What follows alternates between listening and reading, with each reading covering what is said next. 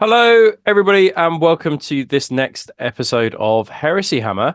And today I am joined by Matt. Hello, Matt. How are you today? I'm good. I'm good. I'm surrounded by all things Ultramarines. I have a glass of Uh, wine, which is what I oh, think Gilliman excellent. would drink. So I am immersing myself ready for what is to come. Some Macrage Oh, carrot there. Excellent. yeah. Okay, well, that's great because that leads us nicely into what we are going to be talking about, which is we are going to be talking about the Ultramarines Legion today. I'm sure, going to try and get through every single Legion review that we can do before a new edition drops. And I've definitely heard Mm, some rumors that me too. play testing is actually taking place right now. So it looks like we're going to have a new edition sooner rather than later. However, whatever you're doing right now, if you're watching this on your computer or on your phone, you're going to stop right now and you're going to go and give Matt Fuller at Matt underscore paints a follow. We really appreciate Matt coming on the show today because he has been playing Ultramarines for an awful long time. So he is the person best placed to kind of tell us all about the rules. Where and I am but a raw recruit in the Ultramarines world. I'm still working on my army, but whereas Matt is a grizzled grizzled bearded veteran. Um, Yeah, you could be but my tribune to the yes, legate, right? yes, Like, that's exactly it. Yeah. So, but super excited about this one because this is one I've been desperate to do, and it'd be great. At the end of this episode, we're also going to go through some lists that mm, Matt has given us, and we're going to talk about those lists and kind of put yeah. what we've learnt into action. However, just to say thank you to our sponsors. So really excitingly, we've got a brand new sponsor. This is Ooh. all our sponsor slots are now filled. That's it. We can take no more. So Sacrus Mundus, Javier from Sacrus Mundus. So these guys are based in Spain, and they create 3D printed, 3D sculpts of terrain for like sci-fi terrain and fantasy terrain. Definitely go give them a follow, and you can download to print yourself from Colts 3D, My Mini Factory, or Patreon as well. So thanks ever so much, Sacrus Mundus, for coming on board. We really, really appreciate it, and hopefully we'll be featuring more of their stuff as time goes on. It'd be good actually to get a whole board of Sacrus Mundus stuff, Yeah, for Heresy Hammer events. I think that'd be absolutely that awesome. looks really good. Yeah. This like pyramid one looks amazing actually. It's like a Prospero, kind of like a Prospero Yeah, themed there's a board. lot of stuff here. I always like with printing as well. Obviously, you're scaling up and also scaling down. So, Yeah. for the 10 people that play like Titanicus, they have Oh, some great stuff that that's can be on their actually bases, right? yeah. I hadn't even considered that. That's actually a really Yeah, good point. Yeah. Okay. it's pretty cool. Yeah. That's absolutely awesome. Yeah. I think we will make a big effort this year at the end of the year to get a whole board of Sacrus Mundus stuff printed up. Uh, of course, thank you to Kirton Games. So, Kirton Games is a small hobby shop in the southwest of England near John.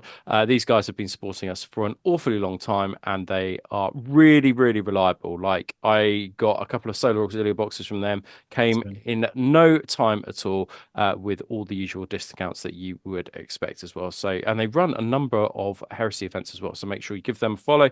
And thank you ever so much for your support, guys. And finally, over to Dan at Gator.3D. I'm in fact seeing Dan not too long away, which is I'm seeing him for Baz's sculpting course oh, nice. next week. So Gator 3D printing, they really specialize in really bespoke, high quality 8K prints. Dan really knows his stuff with printing. He is on holiday though. He's taken hiatus just for a couple of weeks, I think, just a little bit of himself time. Yeah, Um, he's so earned that. Like, yeah, poor definitely. guy. So get in contact with him in a couple of weeks' time. But his prints are phenomenal. And actually, I saw he showed off some of Diverging Realm Studios. Is that right? Wolf Diverging Realm. Yeah, That's right, yeah, isn't it? Diverging Realm. Yeah, Yeah. Some of his like laser rapiers, quad mortars that he's yeah, just kind of sculpted, and Dan had printed them off, and they look absolutely awesome. And yeah. They're really good. I was like, oh, awesome! I can get Dan to print some. And then he was like, oh, I'm going on holiday now, so I I'll have see you to wait. later. Yeah, I have to wait a Yeah. few weeks until they come out. However, let's go straight to what Matt is all about. So, Matt, you have had a number of Heresy armies. So, I have. I've known you to have a Blood Angels army, Yeah, a Black Shields army, yeah. a Night Lords army, which you only posted, I think, some bits from that today. Yeah. And then you've also got quite a big Ultramarines force as well, right? Yeah, so I like in 1.0 I dabbled and I didn't really go to any events or Right. anything like that. It was just me and my mates from uni. Okay. And yeah, it basically ended with me having sort of like a Blood Angels army and it Hmm. was only really small and I sold it. And yeah, for 1.0, sort of the end of it, I was like, right, you know what? I'm going to start after like COVID. I was like, I'm going to start going to events and I built up a Blood Angels army. I'd had like a Night Lords bits over COVID that I enjoyed, but I kind of sold it all. And when it came to 2.0, I was like, you know what? I was actually going to start Raven Guard, and I was like, oh, this could be quite fun, like Traitor Raven Yeah. Guard. And I was like, bun that, I'm not doing that. Okay. I'm But not doing you that. did start that though. I'm I sure you did did, yeah, start. yeah. Some guy in Okay. America bought it off me, Uh, so I painted it and sent it off to him. okay. And yeah, I sort of fell in love with the Ultramarines, and Yeah. I blame my mum for this because I think it was like a birthday or a Christmas. She bought me one of the Simon Scarrow like Eagles of the Empire book, which is kind of Okay. like sharp, but in Roman Okay. times. Yeah. Yeah. Yeah. Okay. Yeah. Like There's so. like 21 books, and Yeah. it was like right at the end, and I read that, and I was like, wow, this is really cool. This is fun. And I was like, what also I love? Oh, Warhammer. It's like, Mm. what are space Romans effectively? It's like Yeah. the Ultramarines, and I sort of fell into it like that. Yeah. And I haven't looked back since really. I've done a few like little bits here and there, Yeah. but I Yeah. just love Blue Space Marines, Night And Lords, and yeah. and Yeah. Ultramarines. Yeah, Um, the force looks absolutely awesome. You can see some of Matt's models obviously on his Instagram, but the I want to say Cole. What's the dreadnought in the center? What is he made from? It's like oh a Red yeah, Scorpions one, isn't it? yeah. Is it Carab Colne? I think it is Yeah, when he goes yeah, through his like stages of being like a sergeant, then yeah, like a Terminator guy, and then he yeah, becomes a dreadnought. I just thought yeah, it'd be a cool model yeah. Really to good. use because he's got all the the fancy bits on there and Hmm. pretty much none. I think basically other than shaving off a few bits on his chest plate, Hmm. he works really well for Yes, Ultramarines. yeah, it's perfect, isn't it? Yeah, and then what are you working on? Any other Ultramarine bits at the moment, or have you got kind of come to the natural conclusion for the force? So I'm always going back to them. I've always got ideas. I've got so talking of Gate 3D, Dan, he has I don't know if they're up for sale. I mean I probably should maybe I shouldn't let you say get them, but there's I think you might maybe have one as well. Okay, yeah. The what's his face, the sergeant guy. God, what's Oh, his name? yeah, yeah. Theo. Feel, yeah. So I've got a feel which I really want to work on. Nice. And I want to, and I've got a Gilliman that I have managed to source from Wilf You through my lucky partner. man. Yeah, all I need to do is get married, right? And then he said, You and he put him on was the gonna, cake. and put Yeah, him on the cake. yeah, Yeah. So there's those two things. yeah. And I think at one point I will get back to them. There's like certain characters I want to redo. Hmm. And I want to play them again. So I haven't played them in a long time, in probably maybe like 3 or 4 months. I haven't gone to an event with them in a while, so I really want to Okay, get back to them because I'm starting to miss them. So okay, cool. Okay, so well, just as a FYI for you at home, so basically your missus has said that you're allowed to put Gilliman on the wedding cake, right? yeah, Yeah, that is what I've done. nice. I've been gunning for Wilf, yeah, to release this, and he And won't do it. And he's clearly a man of his word. And I yeah, got my partner to write a message to him, and excellent. he Well, said, "Yeah, it obviously needs to be fully painted before it's of allowed to go course, of on a course, very expensive of course." wedding cake. Okay, awesome. Well, let's talk about the Ultramarines. There's an Mm, awful lot to actually get through because we've got quite a lot of legacy units, but yeah, I think that because we know a fair amount about it in the way that me and Lee knew nothing about the White Scars, I'm hoping that we can actually kind of like whiz yeah, through this. So let's just talk about the kind of like the lore first, and then we'll talk about kind of just our feelings on the army before we actually go into the raw. So sure, in terms of the lore, Rabute Gilliman is the Primarch of the 13th Legion, the Ultramarines, and Gilliman, kind of before the Heresy, had essentially been found on this world called Calth. He'd been taken. Oh, sorry, not Calth. That's a lie. On Macrage, very good. um, and he had been kind of, I guess, brought up by Conal, right? Who was, I guess, Yeah, like a senator, a battle king, kind of the leader of the 500 worlds. And you really get a sense from reading the Black Library books that lots of the systems of government kind of the way that they talk about Senate, etc., this etc., is based on kind of like a Roman style kind of like Yeah, republic, I guess. yeah, And that definitely filters through in terms of the kind of the theme and the look of the Legion in the 31st millennium. They are definitely they're more like awesome space Romans rather than bland vanilla space marines that we might have come to expect from 40k. No yeah. offense to any 40k players who play Ultramarines, of course. I'm just making a not very subtle I think you're comparison. right. I think you're completely right. I think until I, really started to delve into them, and sort of, research that and learn more about that area of history as well. You think of Ultramarines as everybody did when they were, in their youth. Yeah, I mean, like, oh, they suffer kind of a little bit, maybe what the Imperial Fists are suffering at the moment. When the poster boys, you catch a lot yeah, of flack, right? yeah, Like I remember like being on a bolter and chain. I should remember this on this day, being on a bolter and chainsword yeah. thread, like when I was like a teenager, being like called out by mod for like talking shit to to an Ultramarines player. But I think when one of the things I love about them is that there is so much. You have that Roman aesthetic, right? Mm, Which is cool, and it's you have the hint of it. It's not so overt that you're putting like that sort of like Roman style helmet on top of a space marine, right? But yeah, it's there, and I think when you start to extrapolate from that, and you look then at the history of the yeah, Roman Empire, and then yeah, think in theory the 500 worlds, like what you can then build into your army. I think it's a yeah, really good hobby project that yeah, you don't just need to be like boys in blue with gold, right? yeah, You can like kind of like with the Blood Angels, where they talk about the different companies that have like a small snippet in Fear to Tread that talks about like a bunch of their veterans, and they've all got like completely different things going on. You yeah, have that with the Ultramarines. They don't necessarily talk about it, but there's definitely scope for it, and I think it's really cool. There's a cracking piece of artwork. I think it's from early on, like John Blanche, before like just on like the birth of the heresy as we know it now, mm, before the suzerain became a thing, mm, and it's that before I think well basically they morphed into what the Super are now, but mm. they're called the Varangian Guard, and Oh, right, any okay. late Roman like history Yes, buff will know about the Varangian they Guard. should That know are about like that. Yes, yeah, which is really cool, and in the artwork they've got like animal pelts on them. They've got like massive axes yeah, and plasma pistols. So you could be like, oh, I just want to do like Eastern Roman themed yeah, Ultramarines, where you have yeah, like weird sort of a little bit Norse esque yeah, guys that have been drawn into it. And you have like the chap that becomes the chapter master of the Mortificators. yeah, yeah. I think he's who obviously the guys that are obsessed with like death in 40k. But Mm. he's a captain, and I made a model for him for my army. But he's a captain in the Heresy, and he's called like Sasebo Tezuka. So he's Okay, like an East Asian ultramarine, which okay, is yeah. super cool. Like there's so much scope, and That that's why I love them. Yeah, It's just a lot of fun. that is really cool. So just to talk about the basic hierarchy of kind of like Mm, the 500 world. So basically Gilliman is top dog.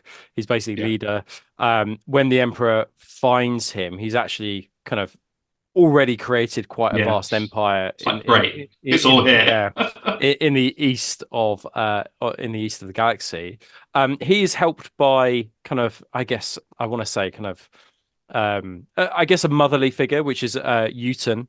Mm, And she plays a prominent role in Dan Abnett's Unremembered Empire books and this kind of series of books that follows Imperium Secundus. But one of the most interesting things I think is this system where they've got these tetrarchs. So these are four kind of champions, but they are not necessarily warlords. They are essentially kind of governors and administrators.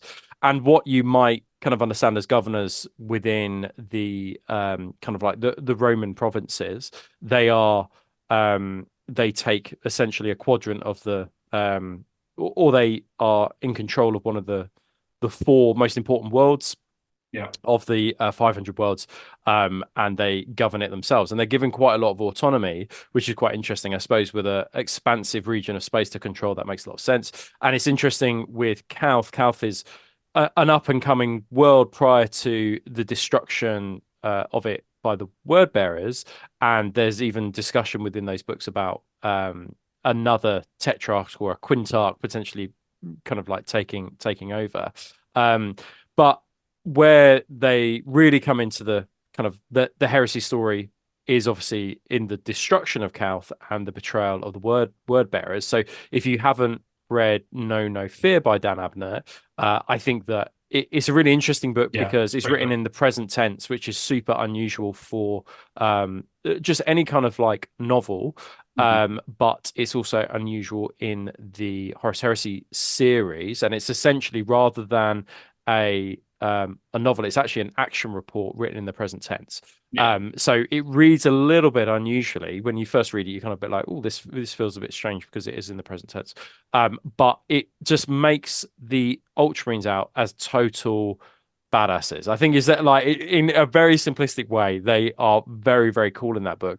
And it's yeah. very hard not to want to start an Ultramarines army after reading it because they're just awesome avenging space Romans. And they can pick themselves up and come back from a what looks like a losing battle with guile, cunning, and honor and strength, right? Yeah, I Which think it's is really cool. I cool. think it's really interesting because you immediately see them like completely humbled because they just get screwed over. Yeah, And then you see it later on with like the aftermath of Calth, and when you've got the wars that are happening underground and the urban guerrilla warfare that's happening, where they're just getting screwed over, and no one's having a good time. And yeah, you get some really cool, like when you get introduced like to the Nemesis chapter, yeah, there's yeah, some really cool units and like a yeah, couple of dreadnoughts that have like nuclear autocannons and like radiation bolt guns and stuff that are like reference on, and that's like, yeah, that's pretty damn cool. yeah, But yeah, they come back and you get some absolutely cracking characters. yeah, I love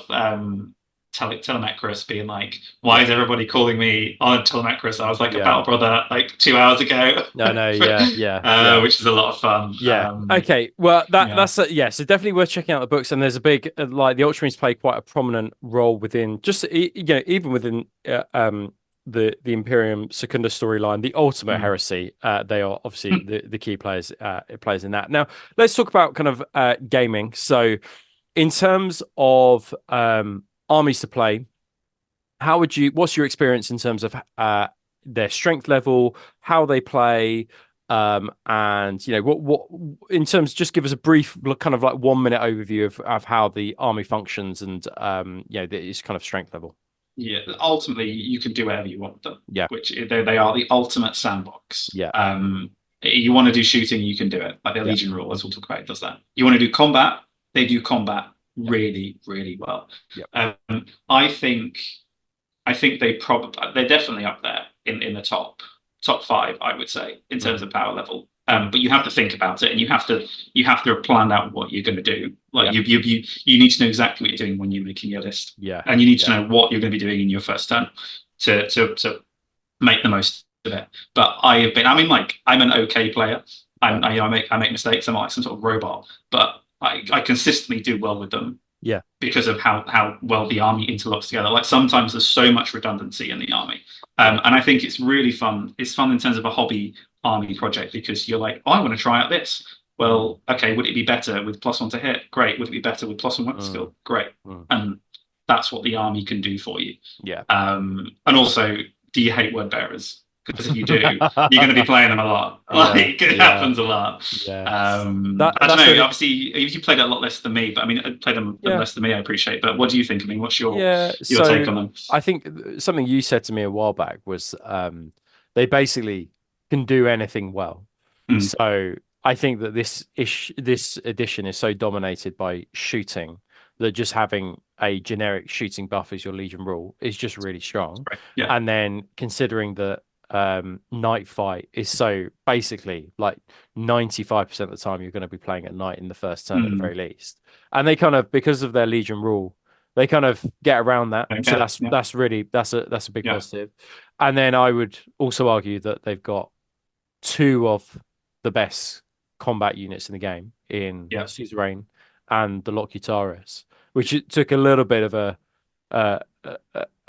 they got hit by a points increase recently, well, relatively recently, whereas Suzerain has stayed the same. And I think that Yeah. for points, I think they're one of the most under-costed units Probably. probably in the Yeah. game, and desperately need a points increase. Um, but yeah, and then they had Fulmentaris, which got hit by a massive nerf back. We'll talk about this when we get to the actual Mhm. unit, but I think that they were becoming quite a plague for Heresy players. That the team obviously said we need to actually tone this Yeah. down a little bit. Yeah. So what was really interesting is I think that if you compared the number of units that they had a real, they had probably one of the most full kind of like Legion unit decks in Yeah. comparison, especially like Sons of Horus. You think, oh, they've got a lot of units, but they've got a lot of special characters. They don't necessarily have a Yeah. lot of like individual Legion units, whereas Ultramarines had it all, and each unit did that thing really, really well and was really Yeah. strong. So yeah, Yeah. bit of a pain in the ass to face them, but a fun kind of like modeling opportunity. And I think that yeah, they are up there. But the final thing I would say is, as you said, is that each because the benefits to hit, which we'll get to in a second, are not just flat benefits, they need to work in line with other units. It does mean that you need to think about when you're list building, as well as when you're placing models and moving models on the board, you need to think about what can work together in order to leverage the Legion rule. And if you aren't doing that, you might as well just play a vanilla Well, Legion. exactly. Why are you bothering? Yeah, I think you have to, you got to use your brain. Like, Yeah. this isn't just a +1 to hit, a +1 Yeah. to armor pen Yes. type, Yeah. scenario. They're quite similar to like the Night Lords in that, Yes. you have to be working to your advantages. Yeah. 100%. And also you get the other side of that when your opponent knows. It'd be good. This will be Oh useful to yeah. for people to Yeah. watch who don't like Ultramarines, want to beat them, and they know how to take it apart because there are Yes. real key points of the army which are the linchpins a lot of the time. And once you take those Yes. out, you'll start to struggle. So, Yeah. 100%. um, Okie dokie. yeah, Okay. Well, let's get straight into the rules, and then as we go through the rules, we will kind of unpick bits and pieces, but we'll also yeah, talk about our experience and what is useful. So sure, the Legion rule is strength of wisdom. Now, essentially, we just did a little bit of reading on this actually, but essentially, yeah, you get +1 to hit if you are within 6 inches of another model that has subsequently also already targeted that unit, right? yeah, yeah, So let's take a classic example. I've got a Saccharin Punisher next to a Rhino, and it's within 6 inches. The Rhino draws a bead on that unit and goes, I'm targeting at that unit, a unit of tactical Marines, let's say, and they would just hit on threes or fours, fours if it's night fight, threes as usual. Um, and then everything within 6 inches of that unit that's also going to target that tactical squad gains +1 to hit. So now yeah, that Sakaran would be hitting on twos if it's just daytime. If it's nighttime, it would be hitting on threes. So that does mean that you need to place units together if you want to leverage this, and work together if you want to leverage this rule. But a great example is a Rhino with a searchlight and a heavy bolter. Heavy bolter is relatively cheap. the Searchlights goat. are cheap as It's well. And it's a really, really great combination because you get 4 shots. I don't think you even need to hit. It just needs to be a target of that unit. Yeah, Um, and it's then the great. range on a Like, heavy bolter is 36 inches. So it's a yeah, really effective way. And actually, if you want to nullify lots of the Ultramarines players, it's, get rid of those rhinos, right? And that's actually, yeah, it can be massively useful. yeah, it's great. And yeah, you just and you say to keep things together. I mean, it's relatively together, and often what will happen, I find, is things will start to daisy chain Yeah. when you start shooting things. Like, it's real good, and also you can target things to shoot at a heavy bolter can shoot at a tank. It might not be able Yeah. to hurt it, But but it can you target. can hit it. It can hit it, or it can Yeah. target it, and then Yeah. your, I don't know, whatever unit that your anti armor, Yeah.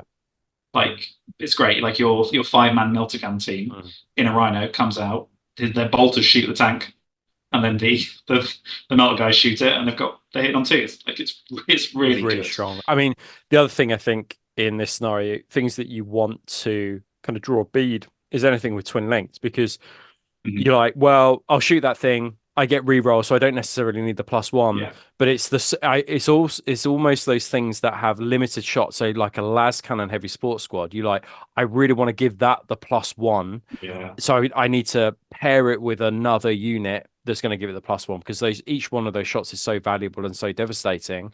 But it's not like you've got twin links on las cannons, right? So yeah, it's definitely, definitely think about leveraging twin links, later heavy on, bolters, those things. later on we will have twin link glass cannons, but let's Oh, not get ahead of excellent. ourselves. Okay, all right. Good lord. Okay, cool. Well, a really impressive rule, and as I say, Yeah. shooting is king in this edition. So it's obviously really, really powerful.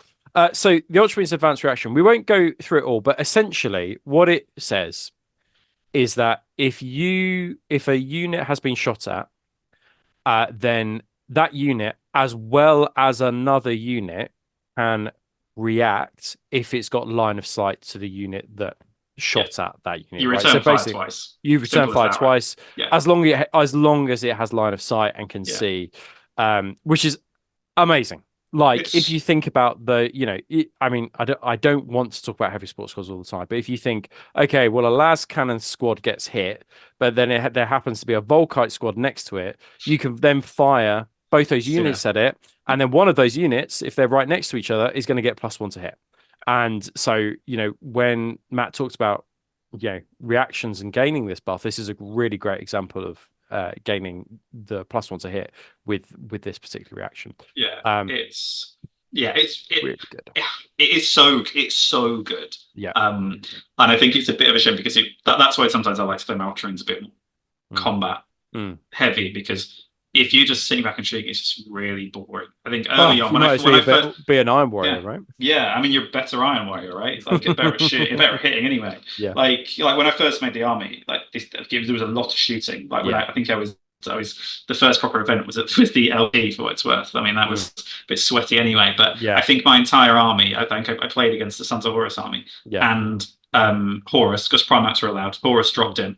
And my entire army intercepted him, and there was just a daisy chain of, okay, well, the tactical squad shoots first, then this gives it +1, then it gives this +1, and I think I pretty much killed Horus, and I was just staring in my own turn. It was just ridiculous. Oh, mama! It was, but it's not fun. I think you have to really be like, look, what do I want my opponent to really experience when I play this, because it can get a bit much. But you guys are all scumbags, aren't you, listening to this anyway? Yeah, exactly. Do it. Yeah, they want to know what the filth is. Absolutely. Awesome. Okay, well, two already quite shooty kind of like rules that we've encountered so far. So let us talk about the Warlord trait. So I'm going to kind of read through these because, and I don't know if you've gone through every single one, but one of them, interestingly, is traitor only, and one of them is loyalist. Kind of a contradiction in terms, being an Ultramarines traitor, but there you go. So Burden of Kings, it's loyalist only. So in any phase in which one or more wounds has been allocated to a warlord with this trait, whether saved or unsaved, the warlord gains the It Will Not Die 4-ups and Fearless special rule until the end of the warlord's controlling player's next turn. Oh, that's interesting. Pretty good. Next turn, that's really good, actually. In addition, an army whose warlord has this trait may once in each of the opposing player's turns make a single reaction without spending a point of controlling players' reaction allotment, as long as the reaction is made by the warlord or a unit the warlord has joined. So warlord has the trait made once in each. Oh my god, once in each of the players' turns. Okay, so you could choose to use it anywhere, but it's just that warlord's unit. Okay, single, so pretty similar to like Solar Marshal in that regard. So this is interesting. I think that if you want your Praetor to be super tanky, give him the armor of Ultramar or whatever it's called, give him Battle Hardened 1, and then he loses wound, he gets it 1 die 4-up. That's pretty well, he doesn't have to lose. You don't have to lose a wound. You just have to allocate a wound. Saved or unsaved. Yeah. Oh, wow, that's amazing. This is the one I use the most. Yeah. Okay. I find just because being able to make a unit fearless is really, really good. If you put him with a Primus Medicae, can he re-roll that It Will Not Die? I guess he could. He could. Yes, as well. Yeah. You could do all. I think as well the way you can allocate your own wounds, right? Yeah. I mean, you could take it to the nth degree, and if you had like a librarian and he like perils to put the wound onto the Praetor, and Praetor's like, no, don't worry. Yeah. This is. I play this a lot with big units of like breaches and all sorts. And it works a treat. It's a good one. Okay, cool. Okay, that sounds pretty good. The Aegis of Wisdom, any friendly units made up entirely of models with the Legion Astartes Ultramarine special rule that can draw a line of sight to a warlord with this warlord trait may then called upon to regroup, use the warlord's leadership characteristic for that test, and if successful, the unit may make shooting attacks and declare charges as normal. Oh my god, that's so good! So they get their 3-inch movement, and then they can shoot and declare charges as No, normal. That's initiative, right? So 4-inch, 5-inch, and then oh, is that right? Okay, yeah. She's pretty good. This one, yeah. I use one of these. I prefer. I like running like say the Burn of Kings a bit more, but this one is a great one. If your guy is on the board, you know, waving his flag, fighting a good fight, and he's especially on like the Delegatus, right? Yeah, It's on the Delegatus where you can regroup everything. And then they all go bonkers. Like it's just and then you gain an additional one in the shooting phase, which is just mega useful for an Ultramarines army, which is where you're probably going to have loads of shooting. I would be tempted to always go with the Aegis of Wisdom, actually, because I think just even on a Praetor, having leadership 10 on your units, I think is massively useful. And I always fail those leadership tests, especially at night time. So yeah, this would be my preference. However, there is a traitor only warlord trait, which seems a bit mad. But once per battle, a warlord with this warlord trait may, at the start of any one phase in either player's turn, which is quite interesting. Yeah, okay, so either player's turn, choose to use his leadership characteristic in place of his toughness when resolving any wound rolls made against it. So you basically have a better toughness than like a demon, an archdemon. Until the end of that phase, thus a warlord with leadership 10 that chooses to activate this trait at the start of any shooting phase will treat his toughness as if it was 10. And then you get an additional reaction in the assault phase as long as the warlord is alive. Oh man, alive. Okay, so it doesn't ignore like rending. It obviously because rending just wounds regardless of toughness. It doesn't ignore instant death, but you've still got to wound, and that's going to be the difficulty here, isn't it? Actually, wounding him is going to be the really. So So I've used this. I think it was maybe it was a Lee's event when I was playing Traitor Ultramarines. Yeah, I used this, and generally it's a real tricky one because you're like, oh my god, he's like toughness 10. That's crazy. That's crazy. But you have to declare at the start of the phase. Yeah. So if he's part of a unit, the majority toughness is still going to be 4. So everything will still wound the unit, right? Yes. If he's in a challenge at the start of the phase, so no challenges have been issued yet. So he's like, I'm toughness 10. Yeah. I issue a challenge, and then some mook accepts the like if you're playing, you know, like these are the real downsides.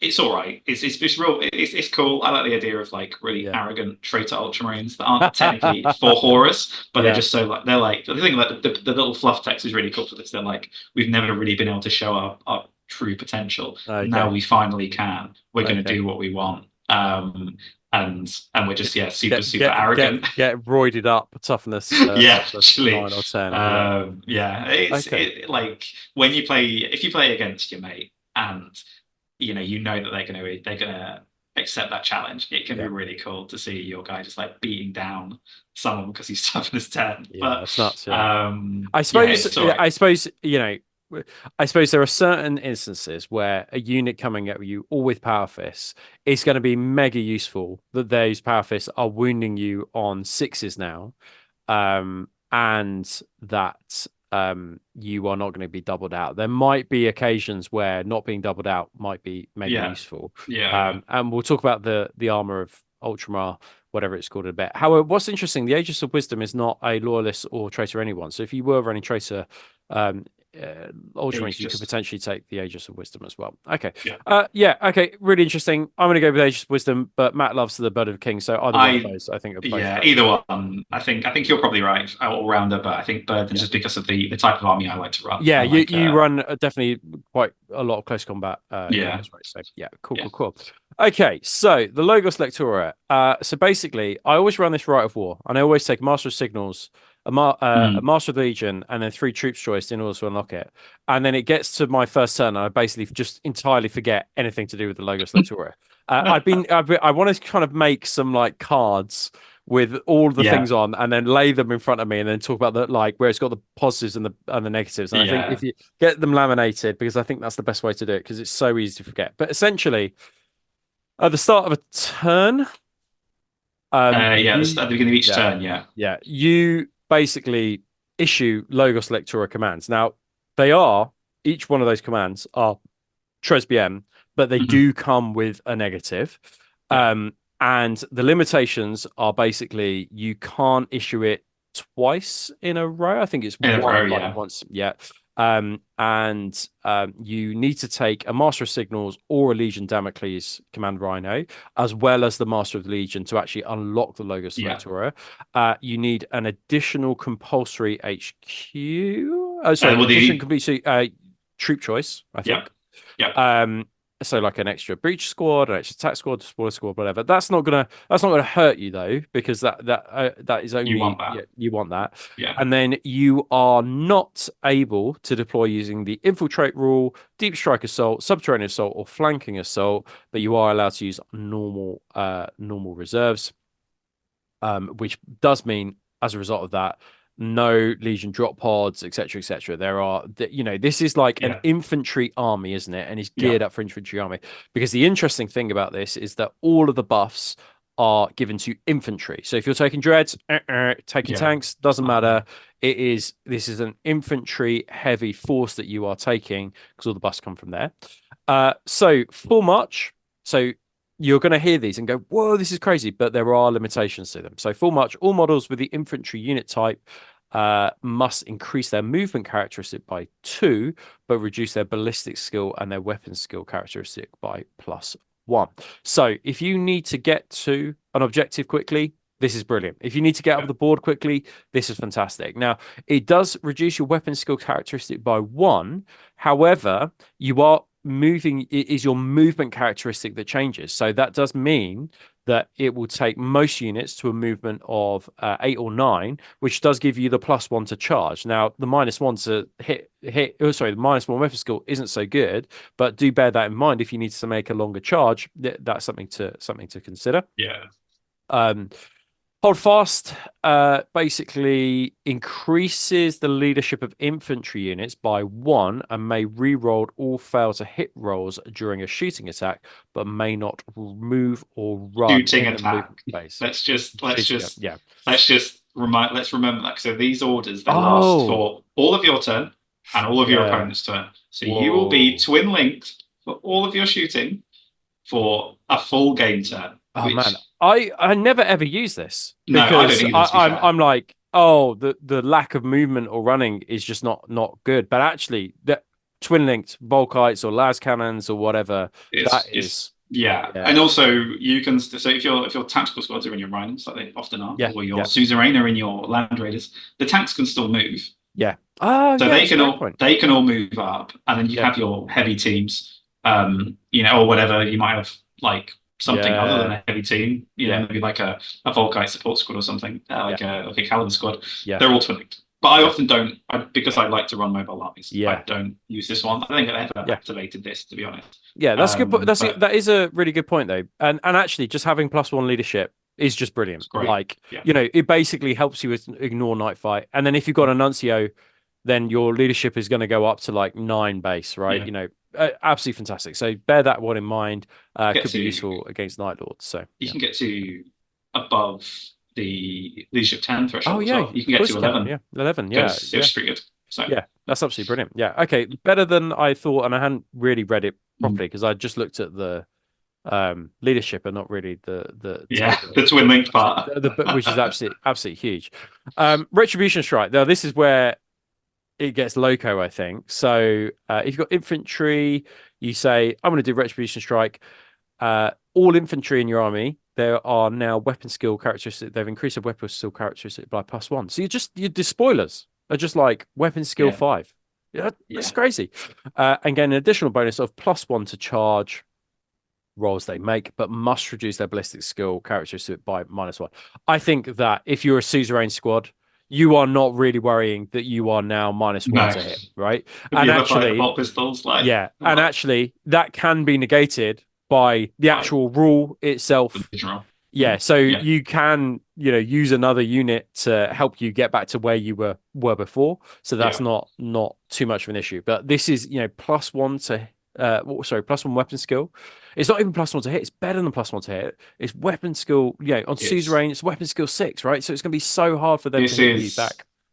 this Yeah. is so good. Like I have like you can build entire armies Just around around this, right? this Yeah. around this because you'll move up in your first turn. Yeah. You'll get out in your second turn. Yeah. You pop this. Yeah. Everybody's it's so good, and you're at least going to have it twice. At least twice. That's the thing, right? It's not, because it's just not in a row. It's not like you use it once and then it's gone. It's just you're not allowed to use it in a row. Yeah, and you just don't do anything for you don't use one of the other ones. Or maybe you do the full march or something. I don't know, but this one is the one, and this is when I was saying earlier about they can do anything. This is why they can do anything. Yeah, and the obviously the drawbacks, the limitations, can be quite inhibiting. Like you can't infiltrate and all that sort of stuff. But when you've got Weapon Skill 6 Suzerain and Weapon Skill 5 Despoilers, like who cares? Who cares? Who cares? Yeah, it's incredible. Okay, cool. So regroup. All models with the infantry unit type may re-roll failed leadership tests made to regroup while falling back, and any failed reserve rolls. Okay, that's interesting. Okay, I don't know how useful the reserve rolls thing is going to be massively, because the odd mission that you've massively limited the reserves you want to bring in. However, at the back of the board, your unit's running, you've rolled the 12, and you're just like, fuck, I can't afford to lose that unit. Actually re-rolling that failed leadership is going to be massively useful. Combined with the bust on the warlord trait in terms of the Aegis of Wisdom, I think it was. So they've got line of sight and they can use that leadership. This is just massively useful just to make sure that things don't run off the board if you get super unlucky that first turn and lose 25% of a unit. It is a brilliant rite of war, but what I would say is that you can't run a load of dreads and tanks and expect to make the most from this rite of war. You've got to run really an infantry heavy list, I think, is the I think the way it's designed, like you're supposed to go like half and half, like generally like full infantry, half and half, shooting and combat, so you get a bit of everything. Yeah. But like I said, I've gone full combat where everybody's in Land Raiders and Spartans, and you just move them forwards, and you just get them all out. And then everybody, you have to deal with the Weapon Skill 5. And then, your tanks are still, whilst they don't necessarily, obviously, they won't benefit from the commands. Yeah. The bits that matter do. And then all your tanks are buffing one another because of the Legion roll as well. Yes, which is great. So you have a Spartan that's like firing all its last cannons off. And then all the raiders surrounding it are now like +1 to hit as well. Okay, yeah. That's actually, really, really good point. Okay. If you go, but it's great roll. Yeah. Shame we've only got one. There's no, we had the one in 1.0 that was the jacked up humans that were failed Space Marines. Sadly, that's gone, but it's still like a 10 out of 10, right? I think. It is a 10 out of 10. It's brilliant. Yeah, this is really, really good. And I must remember to do some laminated cards. I think so. For these, because the buffs are so good. And you also, I think the other thing is you don't want to forget the negative, and then your opponent only sees your army with your benefit, and that would be because I've done that and I forgot. It's like it's always like, oh, I forgot that my tactical marines are actually ballistic skill 3 for a turn. It's just stuff like that. You're like, oh shit, I didn't need to do that. I'll get some cards made and then send them to you, Matt. So that'd be good. Cool. Right. Okay. So let's talk about the war gear options, because they've got some really tasty war gear options. So this is really simple. The Legatine Axe, which was the bane of people's existence in the first edition. So basically, this can be given to an independent character. Obviously with the Ultramarine special rule, and they can exchange a power axe. So basically when you pay for it, you just pay for a power weapon.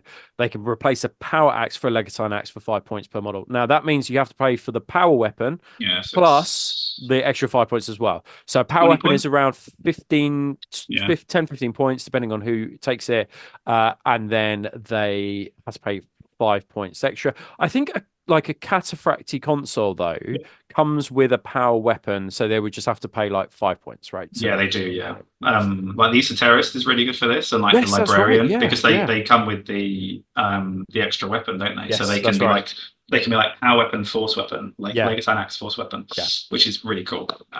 It is strength user.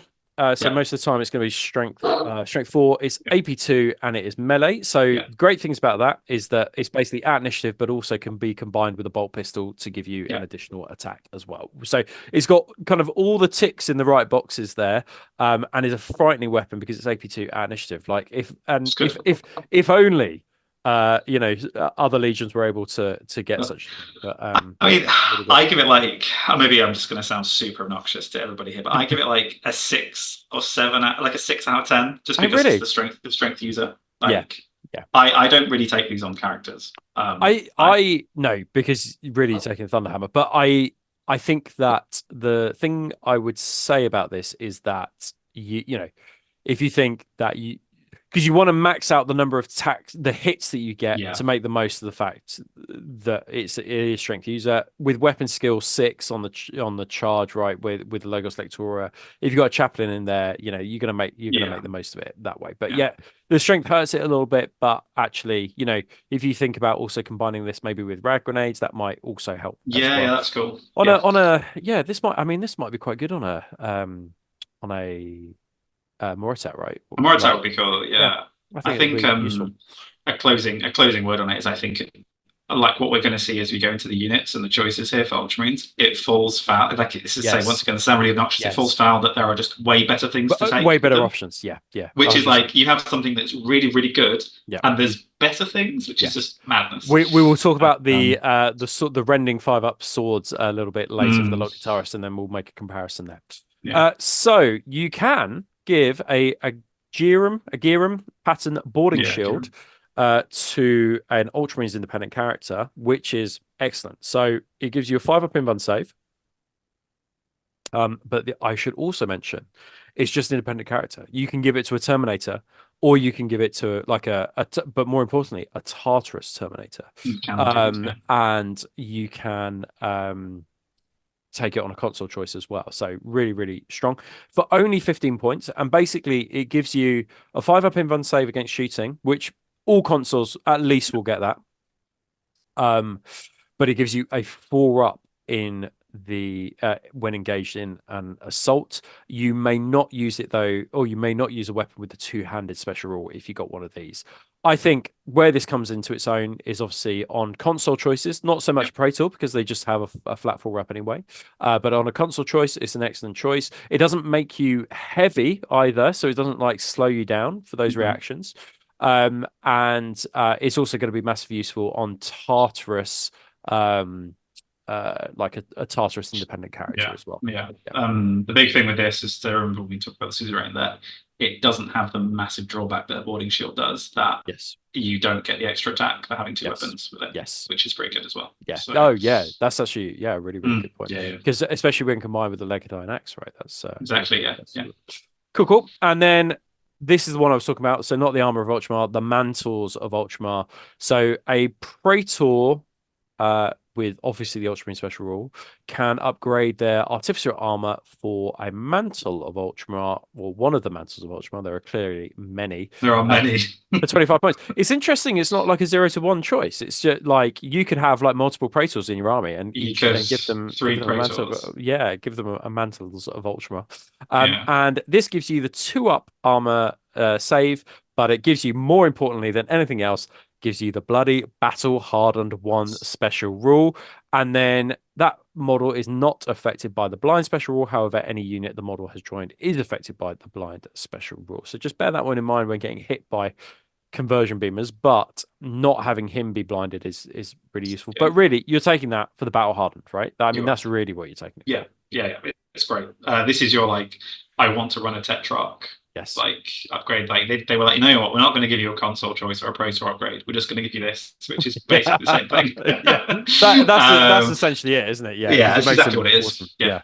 For Um, 25 points, a battle hardened 1 is brilliant. You know, if you like, you can just tank stuff on this guy yeah, and then put it with Apothecary or Promise Medicae and be like, oh, I've lost 1 too many wounds. I'm going to decide to tank it on other people now. yeah, exactly. Yeah, las cannons, you just laugh in the face of las cannons, right? It's real good. Like like I say, with the Burden of Kings war trait as well. Like when Yeah, he then becomes fearless, and yeah, it will not die. Like yeah. it's It's a good one. It's a good one. it's great. Yeah. So we would advise take a Praetor and take this because 25 points well spent. Yeah, Right. definitely. I think let's have a look. Are we going to go straight into the units next? Yes, we are. So what we'll do, we'll take a break now, and then when we come back, we're going to Sounds look good. at the unit. So catch you in a bit.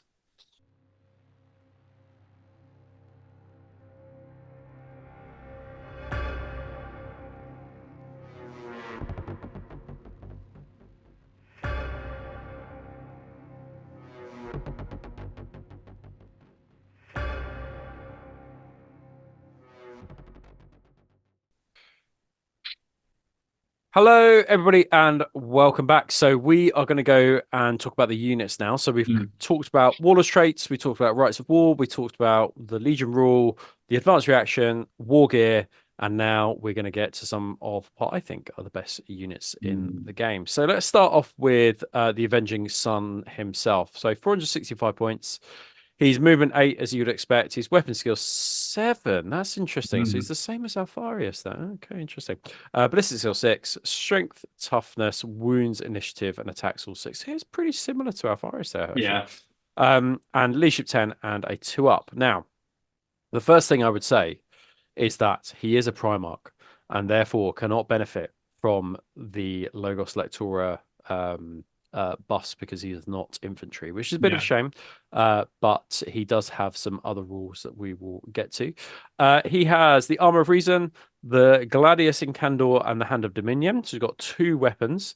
The Arbitrator, bloody Cognissignum. Holy crap, that's amazing. I don't know where that is. Like, where that is on his armor. Where we are in his armor. Yeah. So just to recap on this, because we talked about this an awful lot on the Tactica when we did the Master of Signals. But basically, so whatever his unit is with, he can give them +1 to hit on top of like all the other buffs the Ultramarines get for hitting. That is in lieu of shooting himself, though, in the shooting phase only. But more importantly, it gives the night vision special rule. So he's basically ignoring all the and him and his unit are ignoring all the debuffs. The debuffs, of night fight, but also your opponent can't take a shrouded save either against any of his shooting. So massive, like the arbitrator being like, this is crazy. Like, oh my god, I didn't realize he's got a Cognissignum. I've got him. I need to paint him, so I will be painting him very soon, just for the Cognissignum. And then, of course, he's got frag grenades to help him go through cover and go at initiative as well. He's got Adamantine Will 3-up. And then a whole host of other rules that we will go through now. So he has the Sire of the Ultramarine Special Rule. So all models with the Ultramarine Special Rule in the same army as Guilliman gain +1 to their leadership character. Jesus Christ. You wouldn't believe how many like leadership kind of like roles I fail with the Ultramarines. And like I'm just reading this being like, I'm clearly doing something wrong. Them wrong, mate. Like clearly Remus Ventanis is not enough. So gain +1 to their leadership characteristic to a maximum of 10 while he's on the battlefield and is not in reserve or removed as casualty. At the start of the battle, before any models are deployed onto the battlefield, an army with Guilliman in as its warlord must select one of the following phases: movement, shooting, or assault. For the duration of the battle, an army with a Rubuti Guilliman so its warlord gains an additional reaction in the chosen phase of the opposing player's turn as long as Rubuti Guilliman is not removed. So if you are looking at a World Eaters army across the table, you might think, well, they don't have a load of shooting, so they're not going to do much. Return fire is not going to be that useful. But actually having an additional Overwatch or Hold the Line is going to be more useful. If you are facing against Sons of Horus, you might think, oh, well, an additional shooting reaction or movement reaction might be more useful, etc., etc., etc. So you will need to determine, just like the mighty Guilliman himself, kind of like using a cogitator to work out which is the best way to fight an opponent. You will need to cogitate on your opponent's list and then decide from there. Get your abacus out, Yes. Do the theoreticals, you like.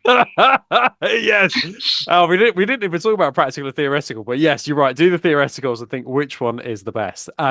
Now, this pre-senestal strategy, the best way I can describe it is it's basically the Logos Lectora, but in Guilliman form. It's mad. That's why you need the cards, because it's just like the layers on layers. Yes. It's just madness. Yeah. Yes. Yeah, I think that's right. You definitely you need an abacus or a cogitator yourself to keep track of these things.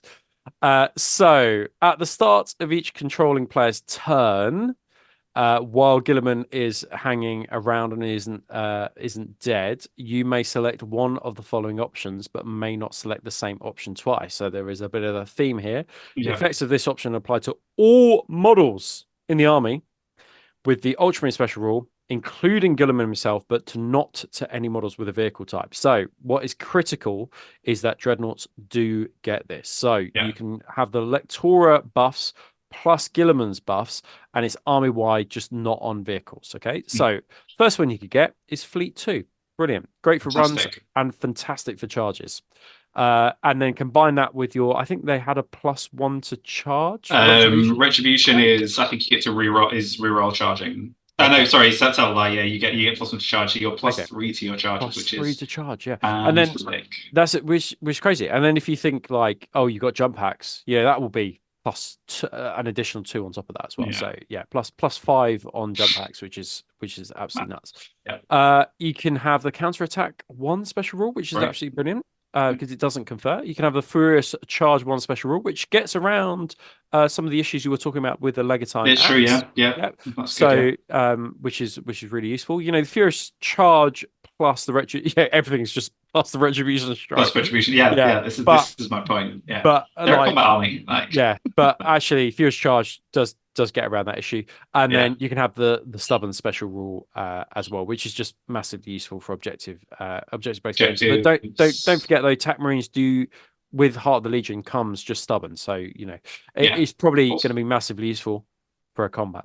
These are not only combat, and also like combat. first turn drop in stubborn if it's knife fighting. That's a good point. Which is great. And also if you're playing, you know, the premium practical of half and half shooting and combat, you're doing hold fast first turn. So you're +1 leadership, and also you're +2 leadership because of Gilliman and the order, and you're stubborn. Yeah. It's like great. Amazing. Would you like me to everything be stubborn 10? Yeah, that's fantastic. So good. So calculating swordsman. When fighting in a challenge, Gilliman may re-roll all fail to hits of 1 on the second and all subsequent rounds of challenge. That is not bad. Considering he's weapon skill 7, I think he's actually going to need the re-rolls on the 1s, because I found with Horus, weapon skill 7 is a little bit lackluster. Yeah. Armor of Reason, he gets a 2-up and a 4-up, and in addition, the first invuln save failed by Gilliman in each separate phase of the battle, Jesus Christ, of the battle may be re-rolled. So that means that, oh my God, okay, that's really, really, really strong. Yeah, that's amazing. Oh my God, oh my days, that's so good. Okay. He's really, I think he's pretty.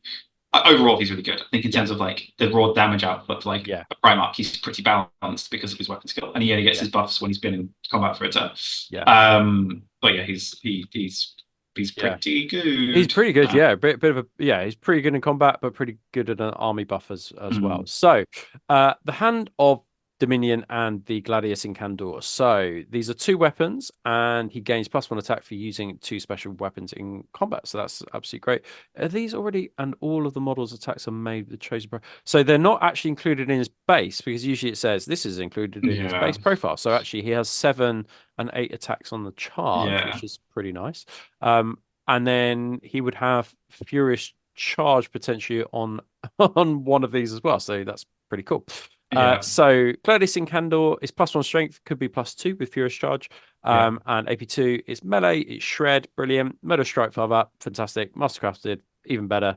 And then special weapon. I mean, you got Mastercrafted, so you can re-roll one of those fails from the second turn onwards, you know, and then re-roll that 1 from the second turn onwards as well, which is massively useful.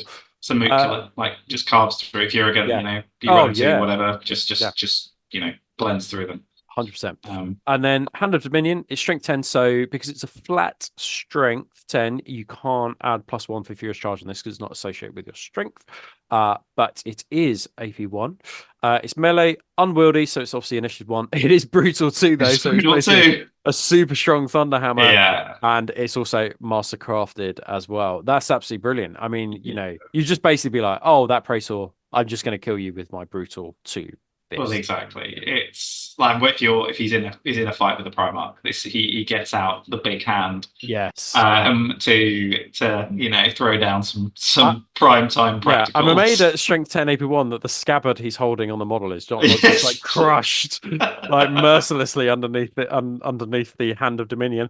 And then he also has the Arbitrator, which you can't take shrouded against this. So it's range 18, strength 6 AP3, it's assault 2, rending 5-up, fantastic, and then Mastercraft as well. Good. Like there've been some serious artisans working on his armor. He is actually reading his rules properly, way better than I thought. Really good in close combat. and really good as an army buffer as well with leadership, and then just army wide rules, as and when you want Yeah. them. Yeah, I think he's one of those primates. He's not like, your Russ or your yeah, your Horus or the Lion, where you're just an absolute dick kicker in combat. But Yeah, he will buff you. He's kind of, I suppose you could maybe think of him like a Kurz or something, yeah, where he just gives like really, really good buffs to your army, yeah, and then isn't a slouch in combat either. yeah. Like he's not gonna, beat, rumble with the top tier ones No, as well, yeah, but he holds his own. But you yeah, bring him for all the buffs, right? yeah, yeah, He's like another cog yeah. in the machine, which is very Yeah, Ultramarines. the cog in the cog in the cogitator. I Yeah, yeah, okay, absolutely awesome. Yeah, love that. I think that's brilliant. 465 points, probably worth it considering yeah, the things that he gives. Okay, so Invictarus Suzerain. I always called them Invictus, but the Invictarus Suzerain squad. So these are really interesting mama. because this is a classic example, I think, where the team dealing with Horus Heresy are really reticent to deal with points changes in the book because I think that these guys need a points change, but by a significant amount, even by like 50 points. Mhm. But they are really unwilling to change anything within the book, it seems. So let's go through why I think they need a points increase. So Suzerain, movement 7, weapon skill 5, 4s for BS strength toughness. So 2 wounds apiece, initiative 4, attacks 3, leadership 9, and a Three 2 attacks. plus. And Three then their attacks. axe that they come with, because they come with a Legatine axe, combined with their bolt pistol, is just them 4 attacks, and then they get 5 on the charge, right? So Yep, that's a they do ton of indeed. attacks. So they do come with a bolt pistol, Legatine axe. Most importantly, though, they come with an Agirum pattern boarding shield. So they have a 5 up against shooting, but a 4 up in close combat. They come with all the grenades, and they also come with artificer armor as well. So they Of got course, of 2 course. up, and then potentially, a Mini 5 up. Terminators, Right. right? Mini Terminators, but like I see them, they're just console choices, right? Like, They are consoles. That's and when you exactly what they are. and when you think a console is 60 points base, Mhm. you then need to add a shield on, so it becomes 75. Then you need to add on a power weapon, 20 which is points. 90. So, and then it becomes 95. Yeah. So a console similarly equipped, just equipment, uh, is not 90, did I say 95 points, 90 points or Yeah. so. But 5 of them is 175 points. These are very, very, very good value. And Um, also, they've got line as well. Let's not forget I literally had that. not realized that until I saw this. So they got line, they got heavy, so they can re-roll their 2 up armor saves against like blast. If you're just unlucky, you roll a 1, you're just like, oh, I'll just re-roll that 2 up. And their characters as well, so that they can issue and accept challenges. And you can do the cheesy thing of You spreading can. wounds around Yeah. those models as well. This is a really good example of unit that is often taken by Alpha Legion players if they want some close Oh combat. God, that's my biggest bugbear. I tell you, the only reason why, and we get into this Full Antares, I think the Full Antares, well, I mean, they're boring anyway. I didn't play. I played them like once. They're boring as hell. But it's because Alpha Legion players fucking took them. That's the only reason why. Okay. But That's these funny. guys, whenever I see a suzerain squad in an Alpha Legion army, it's like the vein starts to throb. Yeah, yeah. I'm like, how on earth Just because did they're some? so good. Well, I get that rules wise, but fluff wise, how on earth did like some tactical, like Alpha Legion, like tactical marine, like stuck a suzerain's face on him, and he was like, you know what, I'm going to trick the rest of them. Like they're like I love that. planetary governors and like Yeah, Gilliman's yeah, bodyguard, like Tetrarch's bodyguard, and they have noticed like, oh, old Titus over there doesn't yeah, really yeah. get the numbers anymore. We haven't quite clocked that yet. I It's like just, that. Yeah. Okay. Yeah. Very, very, very fair point. Alpha Legion players will be screaming about this though, but yeah, yes, they very, will. very fair point. Good. So they can take a Proteus, of course, because most things Yeah, can as dedicated transport, but that's just massively useful for a close combat unit, especially one that basically, if you're taking the Logos Lectora, they can't deep strike, right? So no. actually having a transport is useful because they can't run either because they're No, heavy. no. So they will be in. They will be in this. Now, yeah, yeah. Now, bear in mind, we said 95 points. And bear in mind, a Centurion isn't. It hasn't even got line. Like it doesn't just come. It doesn't have line. No. But a Centurion, similarly equipped, is 95 points. Each Suzerain to add another one is 30 points only. 30 points only to Mhm. have an additional Suzerain in a unit. Absolute bargain. You can have a plasma pistol on any suzerain Great. because there's no sergeant in this unit, so any suzerain can have it. And then you can exchange your Legatine axe for a thunder. What is like that's So oh my god, because it costs 30 points it's for a 30 normal console points. to get a Thunderhammer, and this is just 10. That's crazy. Like, I wouldn't mind so much if they like they are cheap, but they need to make the war gear equitable to Yeah. it, which is like make a Thunderhammer 30 points, because then you wouldn't just find like suzerain squads with like 10 Thunderhammers in. But you're Yeah. just like, of course I'm going to take the Thunderhammer because it's so fucking good in this edition and it's 10 points. Oh my God. Yeah. Yeah. Yeah, Yes. It's pretty good. Like, really good. Yeah. You can see why people would take one or two or even three yeah, I explicitly. think like kitted out, usually about half and half hammers Mm, and axes with a raider. It's about 600 points for 10 of them, I yeah. think, give or take. I mean, just harking back to what I was saying about that John Blanche armor. This is where you can. It's just still pretty cool. You can make the Varangian guard squad because you Yeah. can do a squad with plasma pistols and legatine axes, which I think is really cool.